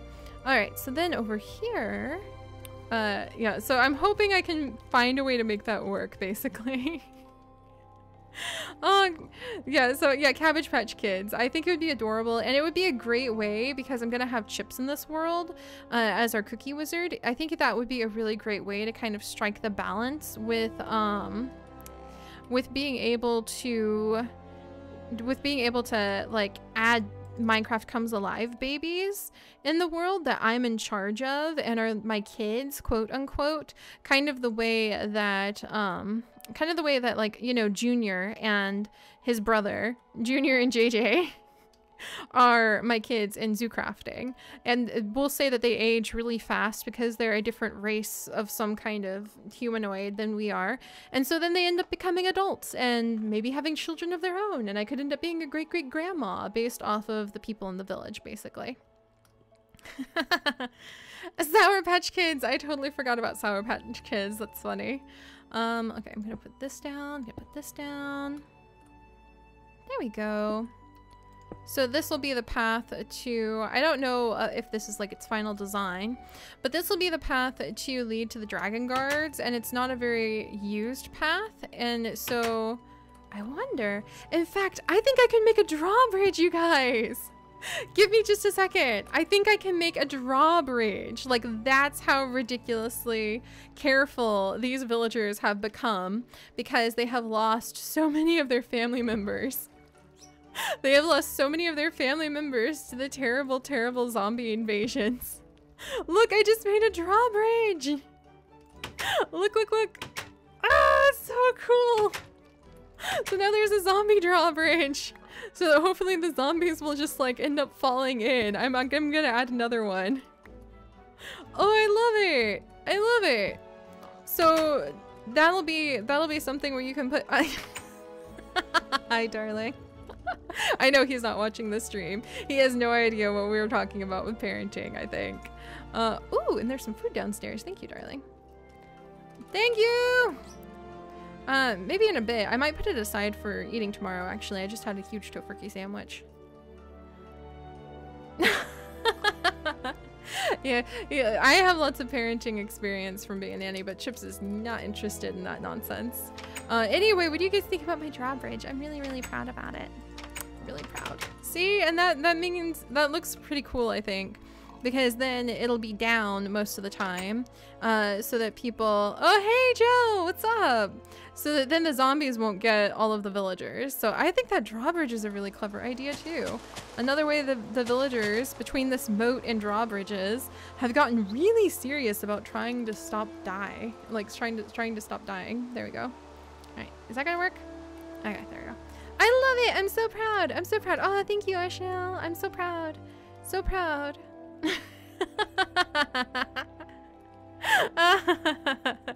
Oh dear. You can Oh, he's on board with a lot of things, but I don't know about the Cabbage Patch Kids. Alright, I wonder if I should put a moat on this side too. Maybe? Maybe not?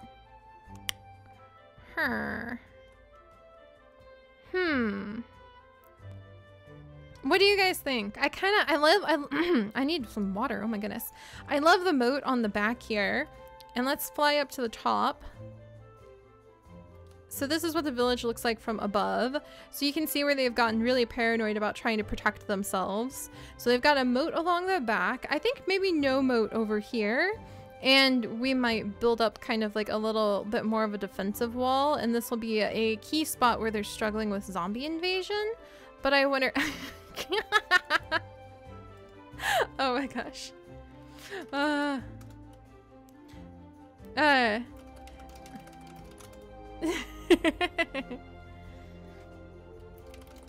Or should I say?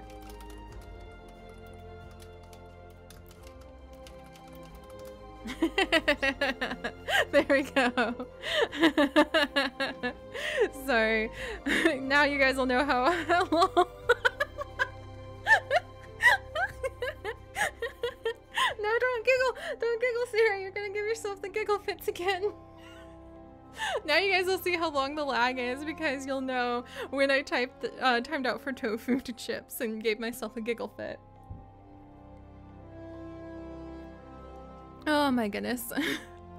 And hey Zella, how you doing? I can't help it. Oh gosh, I'm so sorry. I'm supposed to be building right here. You guys are too much fun. Oh gracious me, I'm having a wonderful day. Oh dear. Okay, so we have built a moat. I don't think we'll build a moat over here. Because this will be like some of the fields that they're trying to farm. But what we might do is make like a little fence line and then a little straggly like farm that the villagers are trying to tend to in a group together. So we'll have to do that. Oh goodness. Oh dear. I'm so glad that you guys are having a good time. Let's see. Let's see. Okay. Yikes! Yeah! You scared the potatoes out of me. Thank you. Oh, thank you. You even put ketchup on it. Thank you so much. I love you. And thank you for the bird net. Okay. I can't believe I yelled yikes. Okay, Chips just burst in with the tofu. So he brought me the delicious, it's crispy fried tofu. We have an air fryer now and it's the most glorious thing. So you use hardly any olive oil at all and it fries it up perfectly. Ooh, that's barbecue sauce! He made barbecue tofu, not ketchup tofu. Okay, I'm gonna put that to the side. Sorry guys, I like jumped out of my skin. He never comes in when I'm on mic, so I thought like, I don't know, the door fell in. Maybe the raccoon bandits were back from last night. Oh, my little heart. But he brought me barbecue tofu. How cool is that? Okay, I'm gonna put that aside for later. I didn't know it was barbecue until I had to lick some of it off my thumb moving the bowl, and I was like, wait a second, that's not ketchup. Alright, so, where the heck were we? Anyway, guys, if you have some ideas for what we're going to do, yeah, the Chips Goose, that's... Oh gosh, you guys, you have me like in tears. I'm blushing so much. Reading this chat, oh goodness gracious, and that goose and that cookie are gonna be like my favorite little emote spam from now on. But anyway, if you guys have cool ideas for what we could do with this field, I'm kind of thinking like a really highly contested farm that's like prime farmland because it's right next to the village. So if you're desperate, you can throw yourself over the wall to get away from the zombies. And I sort of want this farm to be run by a group of 7 brothers. And they are like armed to the teeth and they fight the smallest thing. Like they might trip over themselves questioning a suspicious looking chicken. Like they would fly, or excuse me, they would like be, all 7 brothers would be guarding this tiny little farm patch together because we're at the edge of the world and it's an aggressive place. And they might, like 3 of them might rush out with their swords and bows drawn and corner this chicken and be like, what are you doing here? Are you magic? Are you trying to like invade our farm? Are you here to lay a golden egg? They'd be trying to figure out what the heck they were up to. No, don't do it! Leave the poor piggy alone! Don't dance on his back like you're some sort of...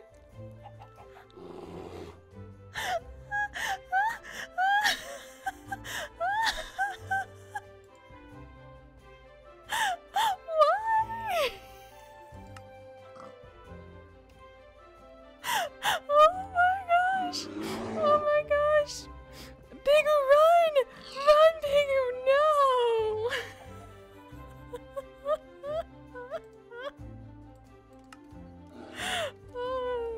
Oh, I'm weak. I couldn't do anything. I was laughing too hard. Oh dear. Okay, anyway. 7 Brothers Farm. I need to put that down here. How many of you have seen 7 Brides for the 7 Brothers, for the 7 Brothers movie? Because that's kind of one of the things I want to reference and eventually do. Oh my gosh. Oh my gosh. Oh my goodness gracious. Okay. Could somebody link, oh my goodness. I can't even, you guys have just got me slain. I can't even breathe. Can't even think. Could someone please link the, stream for those asking? Oh, thank you, Rainy. Thank you so much. I can't even breathe. Oh dear. Okay, Avon, thank you. I'm glad that you remember 7 Brides for 7 Brothers. It was one of my favorite movies growing up. Now I can look at it at a very troubled lens of like reevaluating its gendered messages. But we'll move on from that and just say I think it'd be cute to reference it. By having 7 Brothers Farm, and so they'll be armed to the teeth and question suspicious looking chickens and have this prime plot of land that they will defend at all costs. And it takes all 7 brothers just to defend this little patch that they'll have here, and they're kind of like the backbone of the farm, or the backbone of the village, I should say, at this point. And so some of our quest will be convincing some of the brothers to stay here. Some of our quest will be like helping the brothers find romance. So I would love to find 7 brides for the 7 brothers. I'm not sure if all of those like brides would be women, or if some would be guys, or if some would be like, I don't know, maybe a bear witch. In fact, I think one should possibly be a bear witch. And then there's like this whole hubbubaloo between all of the brothers of like, one brother has fallen in love with a bear witch. Dun dun. Oh, there goes another pig. Sorry, Pigoo. Dun dun dun. Like, could they really, the fighting brothers, could they forgive their brother for falling in love with a bear witch? So that's kind of one of the things that I'm thinking about for the Seven Brothers. But I think that having Seven Brothers Farm here, just a fun reference to a movie that I really loved growing up as a kid. And also, like, we could build the little farm and just have like all 7 brothers patrolling it nonstop, and they could all have very different personalities, which would make it really fun to have a whole bunch of quests and little go find some things that we could do. That bear is trying to kill that butterfly. Do you guys see that? Do you guys see how aggressive it is? That it is trying to kill this butterfly. It is just going in circles trying to kill this butterfly. Oh my goodness. So enough of that. Let's go ahead and tidy up the farm. I literally came up with the idea of the Seven Brothers Farm whilst chatting with you guys. So that's brand new. I didn't think about that until I was trying to figure out what to do with this spot, and now I love it because having 7 characters would be a really great and useful thing for having all of the different quests we can do, and we could hopefully really bring to life like the struggles of the village, and everybody would rely on the brothers. But what if one brother kind of is a little bit too sassy and is treating the villagers poorly? How do we kind of rein him in? Oh look, there's a 4-leaf clover. What's inside? It's a shovel. Cool. So one of the mods I have installed will drop these 4-leaf clovers. And then when you destroy grass blocks, or excuse me, grass like pieces, and then you can use it to maybe get some treasure. So it'd be fun to maybe have the 4-leaf clovers, and then maybe one day in the future we could meet the fairies or the bunny or something who leaves those clovers around. And I just got rid of my excavator and I didn't mean to. Whoops. And then let me go ahead and reread. Let's see. Let me go ahead and reread everything. Yeah, the Bear Witch Project. That's hilarious. So yeah, if you guys like the idea of all of that. Oh, and Lilypad, you're wondering what is this magic earth removing wand? This is an excavator. I think it's from Mine Factory Reloaded. Boom. And it removes in 3x3 areas. So when I'm doing like mass creative terraforming like this, I 100% use excavators because they're glorious. Also, what the heck is this? Snowbell seeds! Just what? Just what? And yeah, Fern, please feel free to remove those kinds of comments. I definitely keep my channel and my life very, very diversity friendly, but I do it very low key, because one, I always feel kind of like it's not my particular place to do it in the style some people will do it, where they want to make their channel all about the fact that maybe they're gay, or they want to make their community all driven around those facts. I don't have the resources to really do that properly, so I figure I don't have a place to try to make my channel all about that kind of stuff. So I just try to do it low key, like Palaqueen is always saying. You know, Katie of the Tiny Hats, who's going by Palaqueen right now because we have amazing puns for our names this month. But I just try to do it low key, like the fact I'm married to a woman in Stardew Valley, and that we have Lily married to Zoe in our Sims 4 series. It's MBD, you know what I mean? In fact, in our 101 Dalmatian series, I kind of was surprised, but I'm rolling with it, that little Emma, who you guys might know in our 101 Dalmatian series, you'll see in a little bit here, she got asked to prom by another girl, and I was like, sure, whatever, MBD, and we just roll with it, because it's just that simple. So those kinds of comments, 100% go ahead and remove them. I try not to really get too confrontational about them unless the person seems like they're of an age they should know better, because sometimes it is the very first time that a young child has ever had to run into that kind of idea and that concept. It is not something that is going to get much support from their home, and it could very well get them in trouble or put them in a dangerous situation in person. So that's why I don't really confront it. I don't have the resources resources too, for one thing. And there's a chance that it actually may be something that could get one of our younger viewers who aren't in a very inclusive, diversity thinking household in trouble. And I don't want that. All right, Seven Brothers Farm. But I would love to see, with 7 brothers, I'm sure we could find one brother who maybe starts making eyes at a handsome seller who like comes into port now and then, and another brother who could fall for a bear witch, or maybe a fire witch would be really cool with flaming fire hair, and he moves to the nether and becomes a nether farmer. How cool would that be? Like, don't you think that would be really fun? Also, lily pad, here, let me put it in. Lily... The Mine Factory Reloaded, I believe. They are called excavators. There we go. There you go. Yeah, my pleasure. They truly can change everything. Also, thank you, Acacia Sparks. Or, Acacia. You're not a tree, I'm sorry.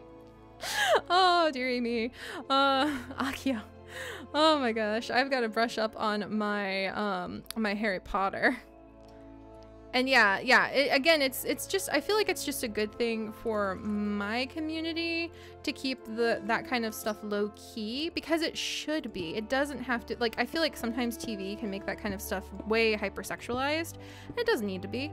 And again, I've noticed that a lot of our kids are like homeschooled from really religious families is a big thing, and that doesn't imply that they aren't exposed to a lot of like talk about diversity and acceptance and things, but I don't want to get a little kid who is in a household who is kind of isolated from those more open conversations in a lot of trouble, or put them in a place where they might be at risk from violence, which is something I've seen a lot with those kinds of conversations. People would prefer to beat it out of their kid, to be completely honest, than to have a conversation. Or blame their kid for me talking about it, and that's not cool. So that's one of the reasons I always keep it very low key, but present, always present. If you look at multiple of my series, you're gonna find little hints and pieces and bits of it. All right, there we go. And yeah, Acacia, I can't believe I just turned you into a tree. All right, so anyway, after all of that serious talk, do you get it? Serious talk? Eh? Do you guys like? Do you like? No, Seri, no, don't do the giggle fit. Hold it together, woman. You're so close. I like this idea about the Seven Brothers Farm. This is definitely very appealing to me. I think we'll probably make it a very surprisingly small farm when all is said and done. Like, we might have a little building right over here, and I might kind of fill it in. Oh, I fill it in right there? Yeah, we might have like a little farmhouse right here, and just make it kind of small, simple, packed to the rafters. We might even make like some bunk beds that the 7 brothers have to sleep in, because there's not a lot of space. And then we might make a little field that they're in charge of over here, and they might have like 1 cow, and that could be like old Bessie or something like that, that they protect. Like their father traded some magic beans away for the cow a long time ago, and it turns out the guy he traded the magic beans to ended up getting a goose that lays golden eggs, and they just got a cow, so they keep the old cow in the family. Out of kind of half spite, because their father like gave away the magic beans in trade for this cow. All they got was a cow, but they treat the cow kind of like royalty, old Bessie, as a result. And then I think that's what we'll do. And then they have a grudge against chickens and other egg-laying animals, because they feel like the guy who traded the cow got the better deal. Like, he knew that the beans that their dad had, that he was coming home with after being given by a mysterious like man at the market, they knew that, or like that guy knew that he was gonna get golden eggs, and he became super rich and even ended up marrying a princess in some foreign country, and they just got old Bessie the cow.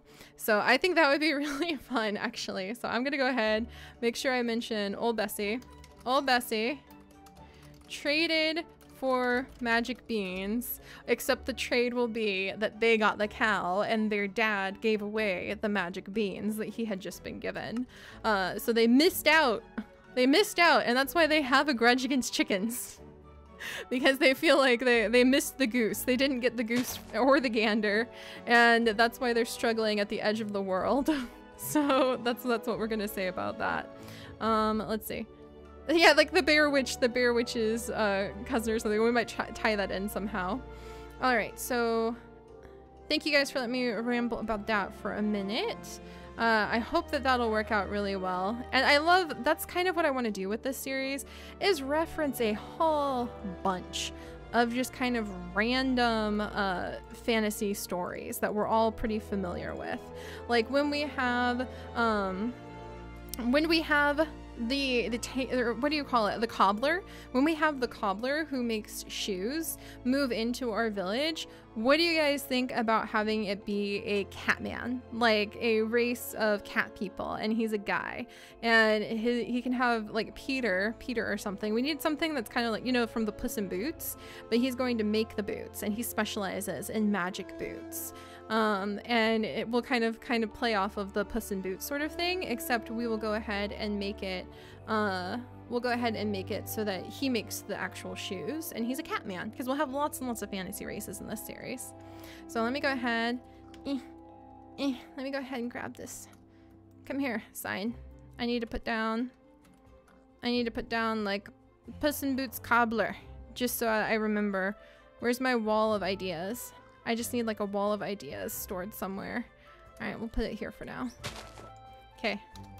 Puss in Boots cobbler. I think that's what you call a shoe person, is a cobbler.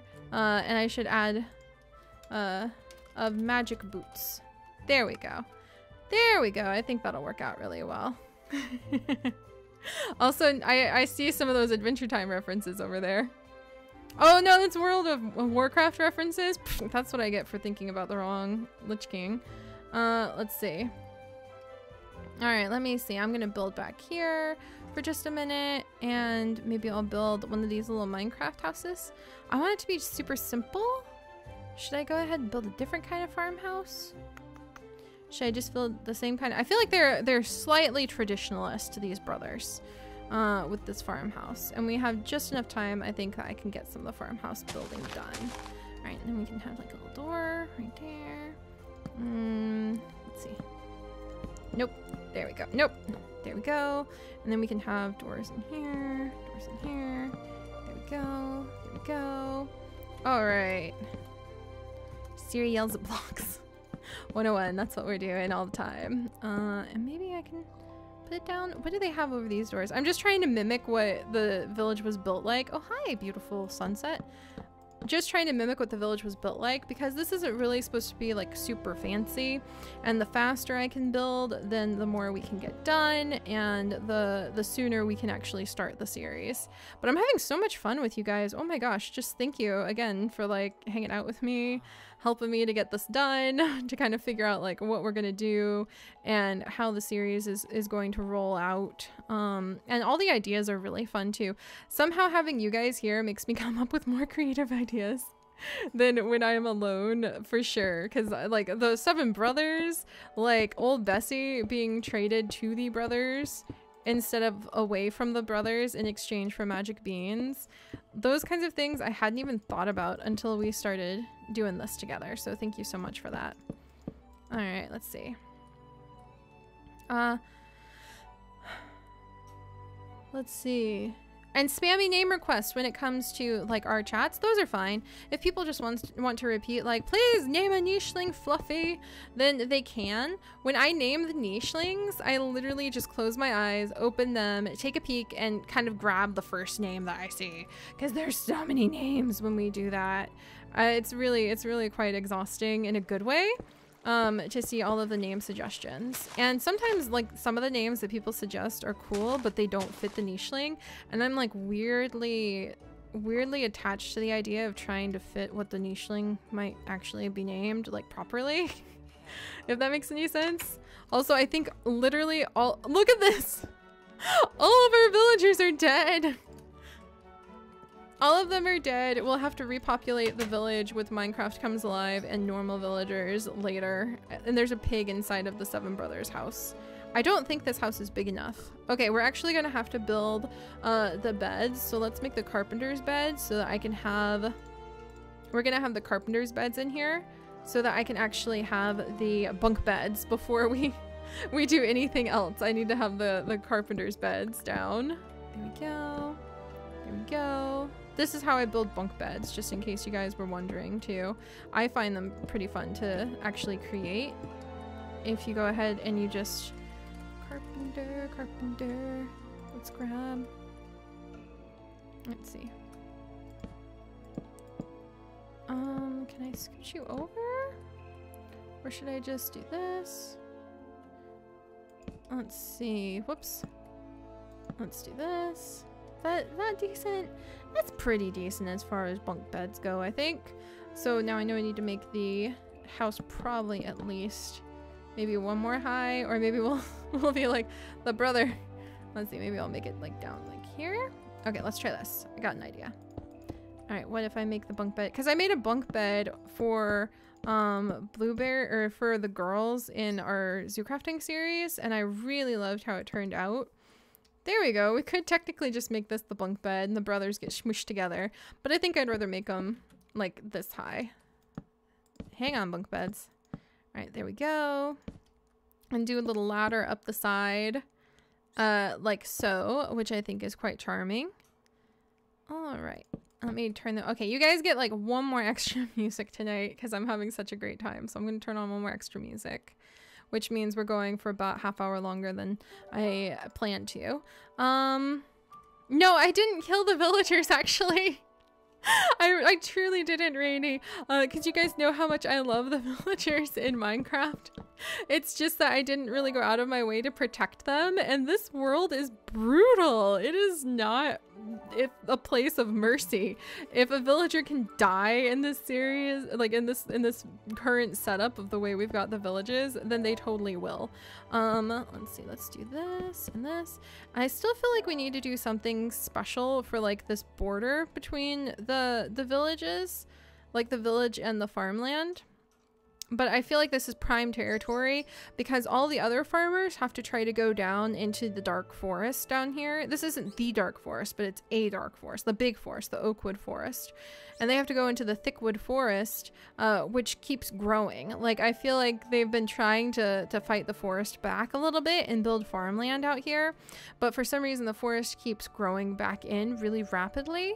And we might have there be like and maybe an enchanted spring or some sort of enchanted nature rock that I can kind of like have a little plot where we bleed off some of the power, like of the overabundance of the energy, and we put it into something else, like a gemstone that I could store up all the extra nature energy, and then these trees will stop growing and it will let people start coming out here to farm. But all the other farmers try to come down here or closer to the dark wood, which nobody but me is willing to risk. So this is like prime ultra perfect territory, except for the fact that they have a lot of bears. A lot of bears and a lot of things come down from the mountains, like wolves and maybe even werewolves rumored to come down from the mountains. Ooh, maybe we could have one of the brothers fall in love with a werewolf. That would be kind of interesting. Like a werewolf who ends up trying to raid things. Hey now. Oh yeah. I did kill the uncured, the sickly villagers last stream. If they're a zombie, I've been just like poking the villagers. All right. Anyway, sorry I was ignoring your guys' chat. I was just trying to figure out some things out loud and sort of point out some things I'm planning. All right, so let me wrap this up. We're gonna do one more song, and give me just a second. Actually, I'm actually going to turn, and if I'm coming up with some ideas that you don't think I'm making note of, please feel free to drop it off in the harvest season area. Let me turn my lights off really quickly because I believe that the birdos are ready for bed. They're almost an hour past their bedtime.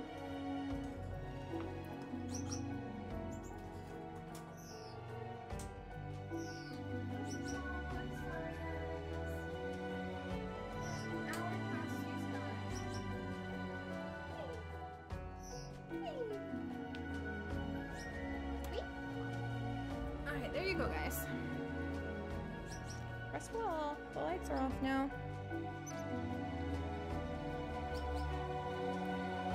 There we go. Okay, back. Alright, birdos are in bed. Woo! And let me go ahead, mark this. Okay, that ruined my little ladder system. We'll try to rebuild those ladders in a second here. And let's see. So that's 2 beds over there. And then, yeah, night night birdos. Oh, really good call with the finch emojis, which I love that Senpai made for us. All right, let me put this over here. And we can roughly decorate the interior of the Seven Brothers house in the future. But I figured just having it be like a really plain, boring, empty farmhouse that has only the basics, because the brothers are so busy trying to defend their farm, would be a good thing.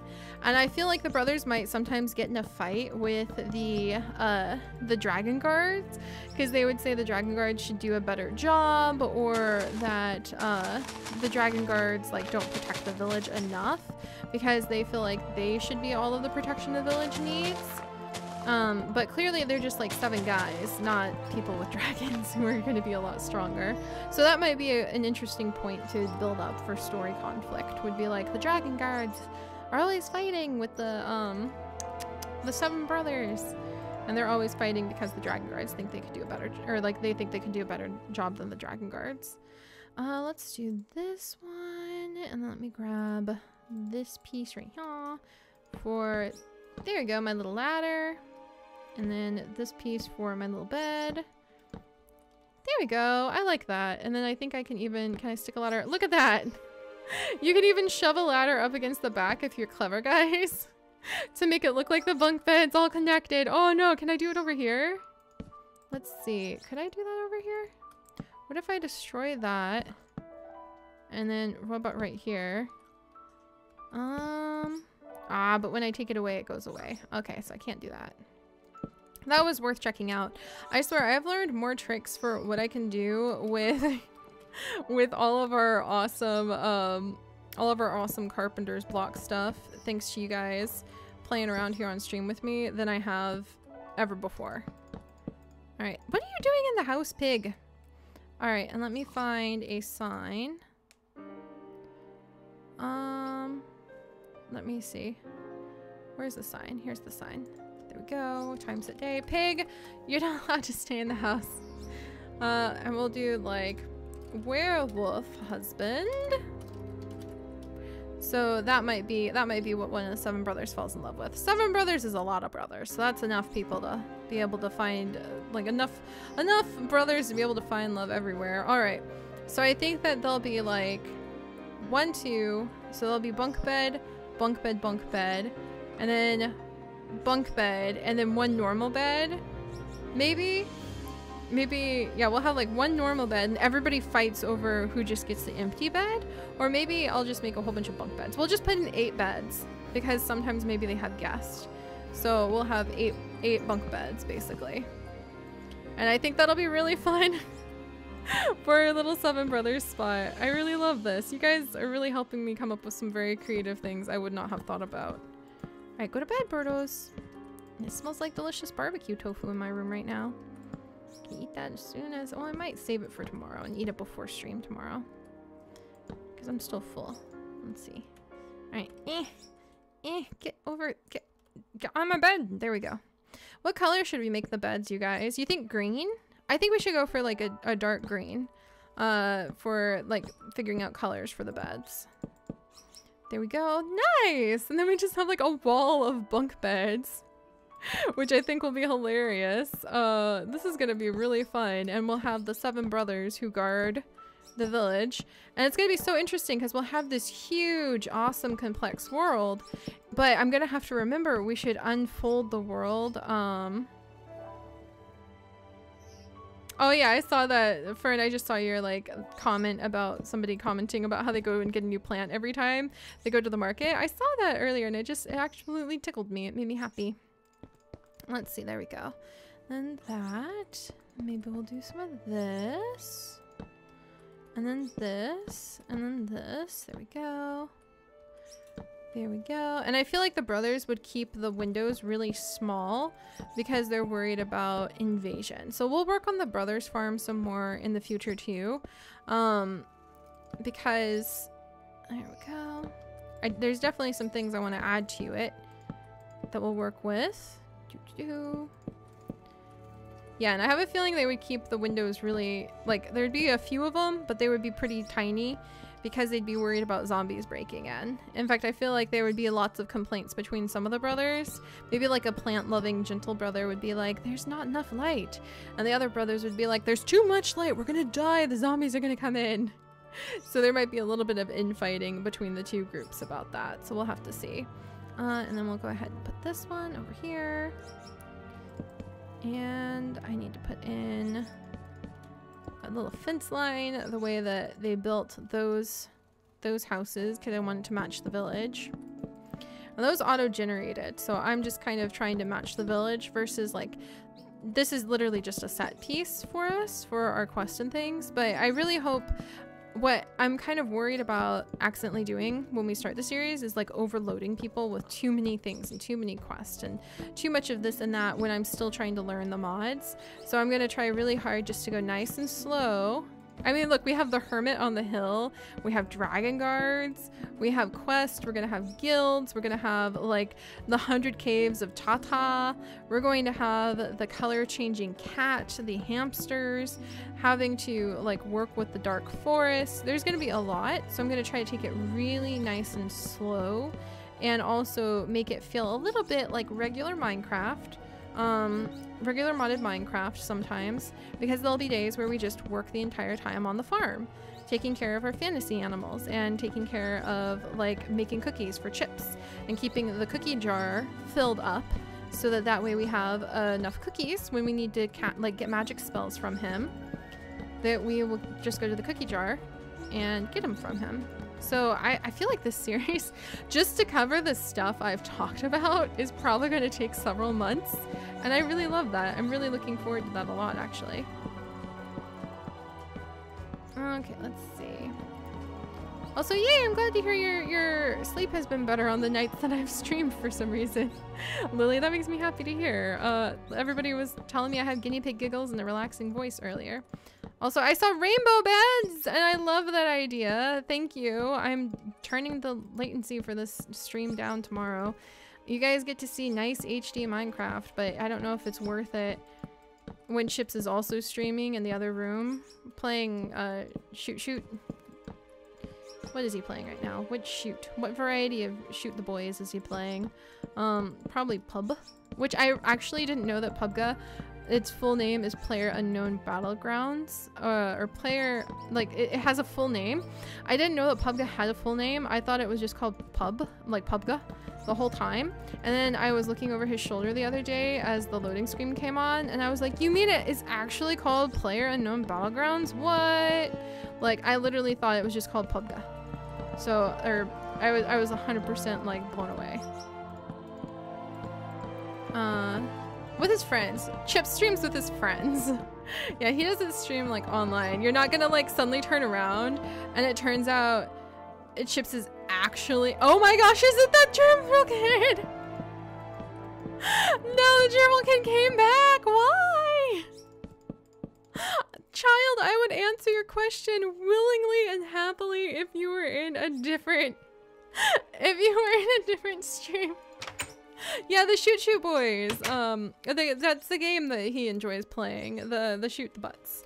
I call it Shoot the Butts. Okay, so he's shooting things with a crossbow apparently, which apparently is because he likes trolling his friends.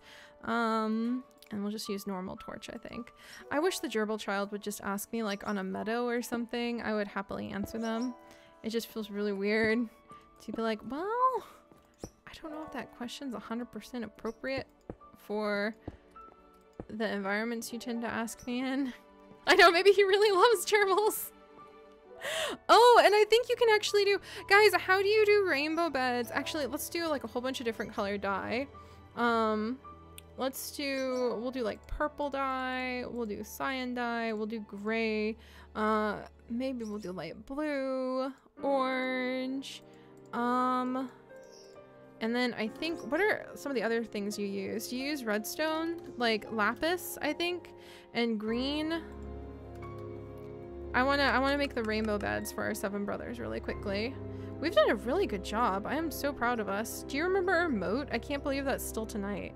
Like cactus greens, redstone, miscellaneous? Is that where it is? Come here, dyes, foodstuffs, tools. Would it be materials? Oh, found it.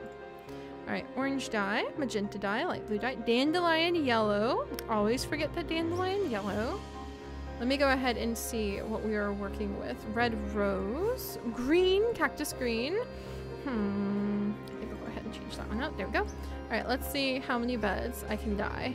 1, 2, 3, 4, 5, 6 beds, 7 beds, 8. Nice! All right. Now all of the brothers have their own little color. How cool is that? Now we have the 7 brothers like rainbow beds, and I really like their little house. It's going to be very plain on the inside, but it'll be functional. Let's see, can we get some, whoops. I want some chest. Yeah, there was butt shooting, basically. Like when I say shoot the butts, that's kind of what I talk about when it comes to like pubka. It's like it's shoot the butt game. And it's like yell and shoot the butts and gather the items and get in the car, and then the car rolls over and you're like, I meant to do that. That's what I've learned from watching Chips play shoot the butts. All right, there we go. Should I just make it go all the way up? Nah, it's okay as it is. Nice. All right, so now we have the brothers' little beds, which will be awesome. We will build their farmland, which I'm gonna have to think about because this bugs me. This like connection between the wall and this spot kind of bugs me. I sort of want to put another moat in, but I feel like it would be, look at all the bears. We do have a bit of a bear invasion, don't we? I love this little moat because we've got our cool little drawbridge that we put down so that zombies can't get to the villagers. But I feel like, I don't know what we should put over here. Like maybe thorns. I feel like the brothers would try to maintain that spot on their own. Maybe cactuses. Maybe they should build a line of cactuses. Or maybe we should just leave it as it is and it's kind of a contested spot because the brothers want to just leave it as it is because it's easier to get their goods in and out of the village. But the villagers are super worried because they're like, the zombies are gonna come in. Oh no. So like, look, there's one villager left. He's trapped himself in a fence post and he's just kind of sitting there. So yeah, so we've got the 7 brothers house, and let me go ahead. Should I make a little, we'll work on that. We'll work on the rest of that later. And they might have like a big strong fence line over here. They might have like a little watering spot over here, and there'll be 7 brothers constantly patrolling the farmland. I mean, look, there's somebody dead here. Who is this? Glenn walked into fire whilst fighting an iron golem. He had lived 102 days. Poor old man Glenn. Dead? Dead from golem? Dead from fire fighting golems? So like there's a grave right here we'll have to remove later. We gotta add in old Bessie's farmhouse. So yeah, I think we'll just go ahead and we'll just make their farm like catty corner to the wall.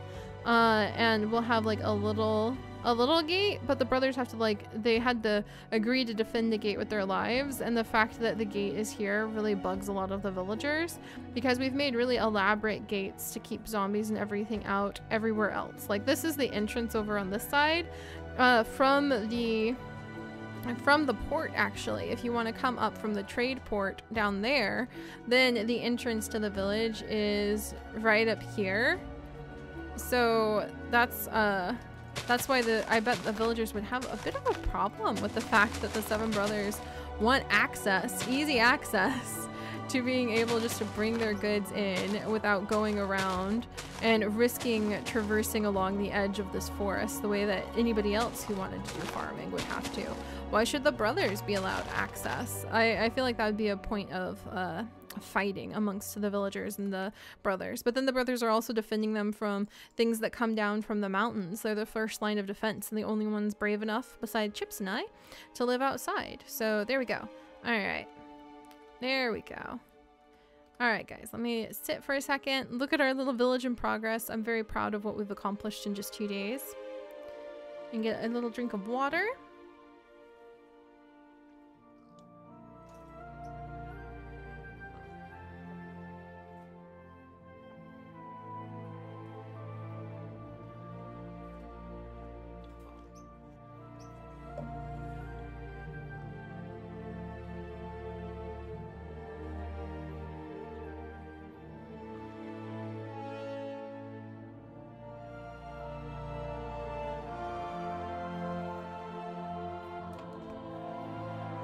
And I went completely quiet. Don't panic. I was reading back on chat to make sure. Brother's too good for the village.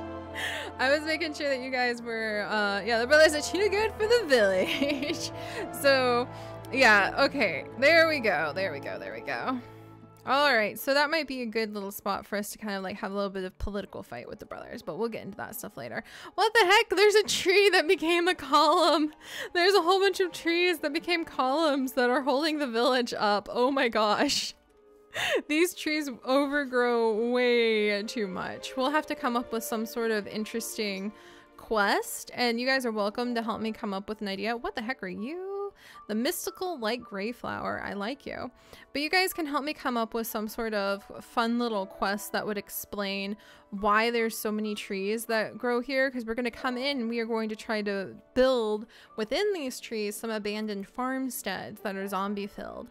So I'm thinking maybe we'll have a stream somewhere that got backed up, like it's contained and it's supposed to be the stream, and all of the nature energy has gotten stuck as a result and overflowed this area. So that's why this forest continues to grow as strongly as it does, too strongly actually, to the point where it's attracting creatures like the zombies and other deadly creatures that are magic based. It's attracting magic creatures to the area because the nature magic here is too strong, because a little stream or something has gotten backed up from all of the building, or from like maybe a little earthfall or something, a little earthquake. Anyway, there we go.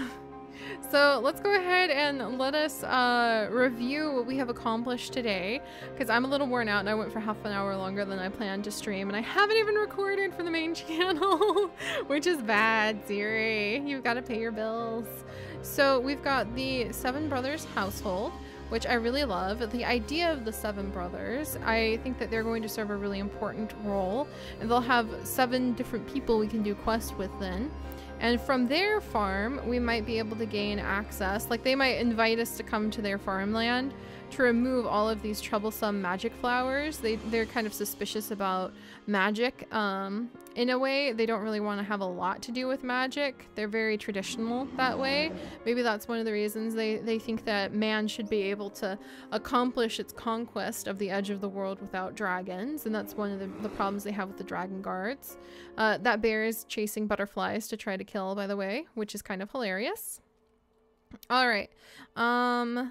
And yeah, we've got all of this area one day in the future to explore. I've not even peeked over here, but what I can see in the distance is very exciting and promising.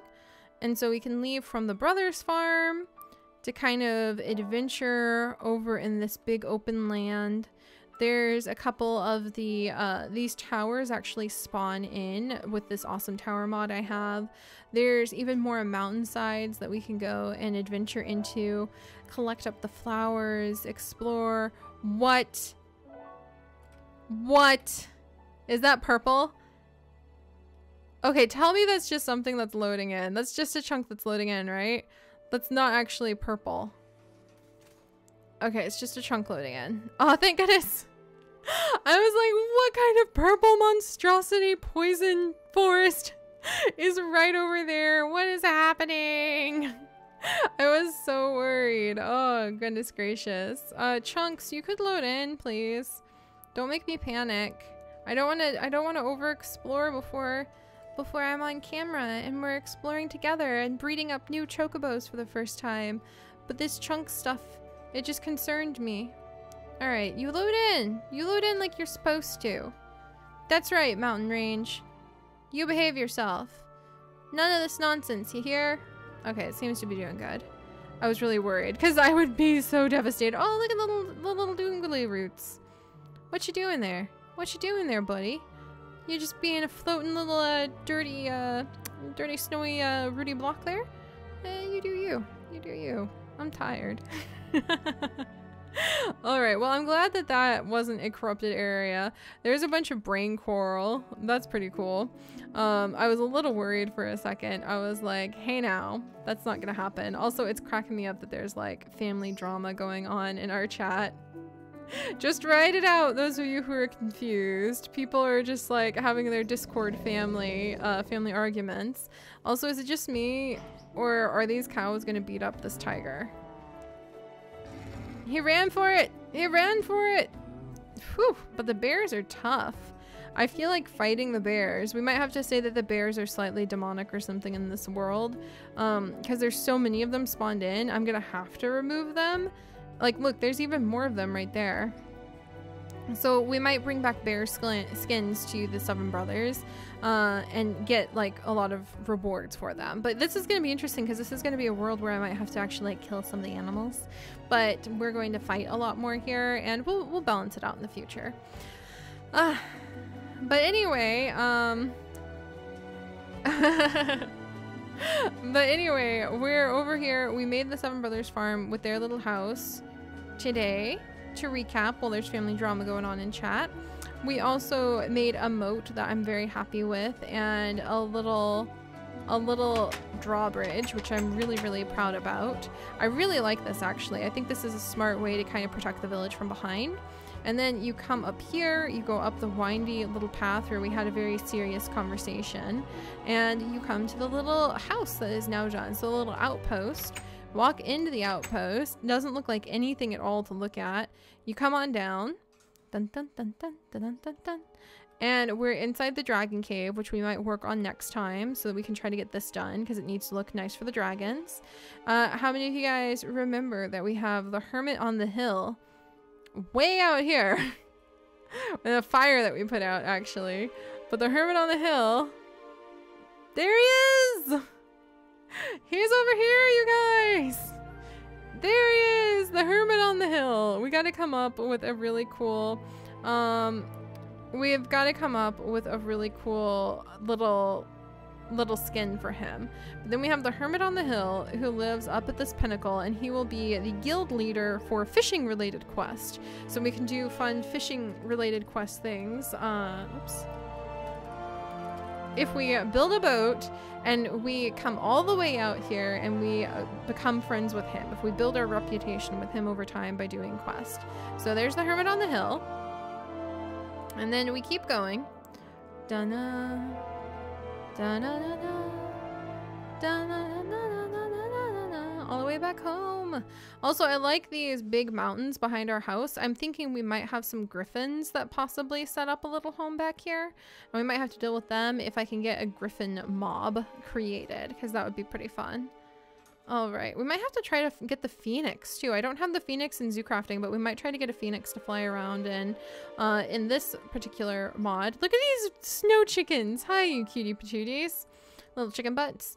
And then we have this big empty area down here that I think is really cool that we might turn into something in the future. We might try to turn it into some sort of really cool like farmland area that'll be behind our house. So maybe we can come up this little cliff side, and then maybe we can have our strawberry scented pink sheep frolic over here. And one of the things we could do is we could make cookies for Chips and then come over, and we could say that we use a special terraforming spell that Chips gives us access to by trading a whole bunch of different types of special cookies to him that are imbued with nature energy. And then he could give us a little orb, and I could throw it, and then we could do a little cutscene where it's like dun dun dun dun. And it's like grass spreads out from over here, and I would pull that cutscene off by putting on an invisible potion, positioning the camera from up here, and then doing a time lapse, a really fast rapid time lapse where it just like changes over to a whole bunch of grass. Or I would just leave the camera right here, I would hold this position, and then I would just kind of fade. In fact, instead of doing time lapse, I would do a fade cutting to the terraformed area, and we could say that it is the magic spell that we got from Chips because we ended up giving him the enough cookies to get the special terraforming spell from him. So I would use a little bit of video editing to make it look like we actually did a terraforming spell. Also, this is one of the entrances, by the way, to the 100 Caves of Tata. Popping right over on this side. So we have the 100 Caves of Tata. We have a little quarry that we can probably raise our strawberry scented sheep. Fun fact, I'm actually trying to learn how to make scented clay figurines so that I can make actual strawberry scented sheep and put them on the Etsy shop. So that people can have strawberry scented sheep that are actually strawberry scented, like actual strawberry scents that I can sell on the Etsy shop, because I think that would be kind of fun. So that would be fun right there. And then what else did we finish today? Oh, how could I forget you guys? Okay, one, we put in some new windows. So we added in a lot of new windows. I think we did something else inside the house, but I don't remember. Yeah, I don't think we did anything else inside the house today. We did carpet runners yesterday. You guys are awesome that way. And then the last thing that we did today, which was actually the first thing that we did today, was you guys helped me to set up the trade port. And I am so excited. There's your fox, Jacqueline. I am so excited about the trade port. So here we go. We have got this beautiful fishing hut. I am so excited. I'm tickled to pieces about this. I think it's absolutely awesome. I cannot wait to get a proper skin put in place for our little trader over here. And we will work with him to bring back zombie heads and things so that he can hopefully trade a lot of stuff. He wants to trade more than fish, but he's like stuck with fish because that's all he's kind of got to trade right now is just fish. Fish, and more fish. But he really wants to do more than that. So there we go, guys. That is what we've accomplished today. I'm kind of blown away. By the way, good night, zombie. I am 100% blown away by how much we have covered. I definitely went on for longer than I meant to. I need to record late into the night tonight. Chips and I have plans tomorrow to do some stuff, but I might not stream in this world tomorrow because we also have the niche stream at 1 p.m. But Chips also wants to spend some time going out and doing some errands that we have, so that we have to get like insurance on the car and stuff, boring adult stuff. So we may not be back until maybe Sunday or Monday in this world, but we're making really good progress. I'm hoping I can come up with a list of things that need just 100% done. Probably the village is something we should work on next. The village and some of the first quest areas, like the abandoned farmhouses and the Seven Brothers farm and the Dragon Cave. So I'll come up with a list of things we're really going to try to tackle, and you guys will try to keep me accountable to keep it simple and build it fast, but make it nice so that we can just get the sets done and start telling adventures in this world. So I hope you guys are really looking forward to this. So I hope you all have a wonderful time. I feel so awkward waiting for chat to catch up while I say goodbye and end the stream. Because I'm like, I don't know if you guys know the stream's ending now, but the stream's ending now and my tofu barbecue smells delicious. So thank you all for joining me. I'm going to stop the stream now, and hopefully it won't take forever and a day to process in YouTube. And so we'll probably be back. I'm going to tell myself maybe Sunday, but probably Monday. I might give myself Sunday off to catch up on videos for the week because there are so many projects coming up and I don't want to fall behind on our series as always. So all right, guys, thank you so much. Thank you. I'll be in chat in just a little bit. I'm gonna either eat or put away my barbecue tofu. I'm really looking forward to it. I'm so glad you guys like this world. It's so much fun to build it with you. You're helping me with so many ideas. But all right, thank you guys for joining me. I will be you goose bucket. Okay, I will see you guys later.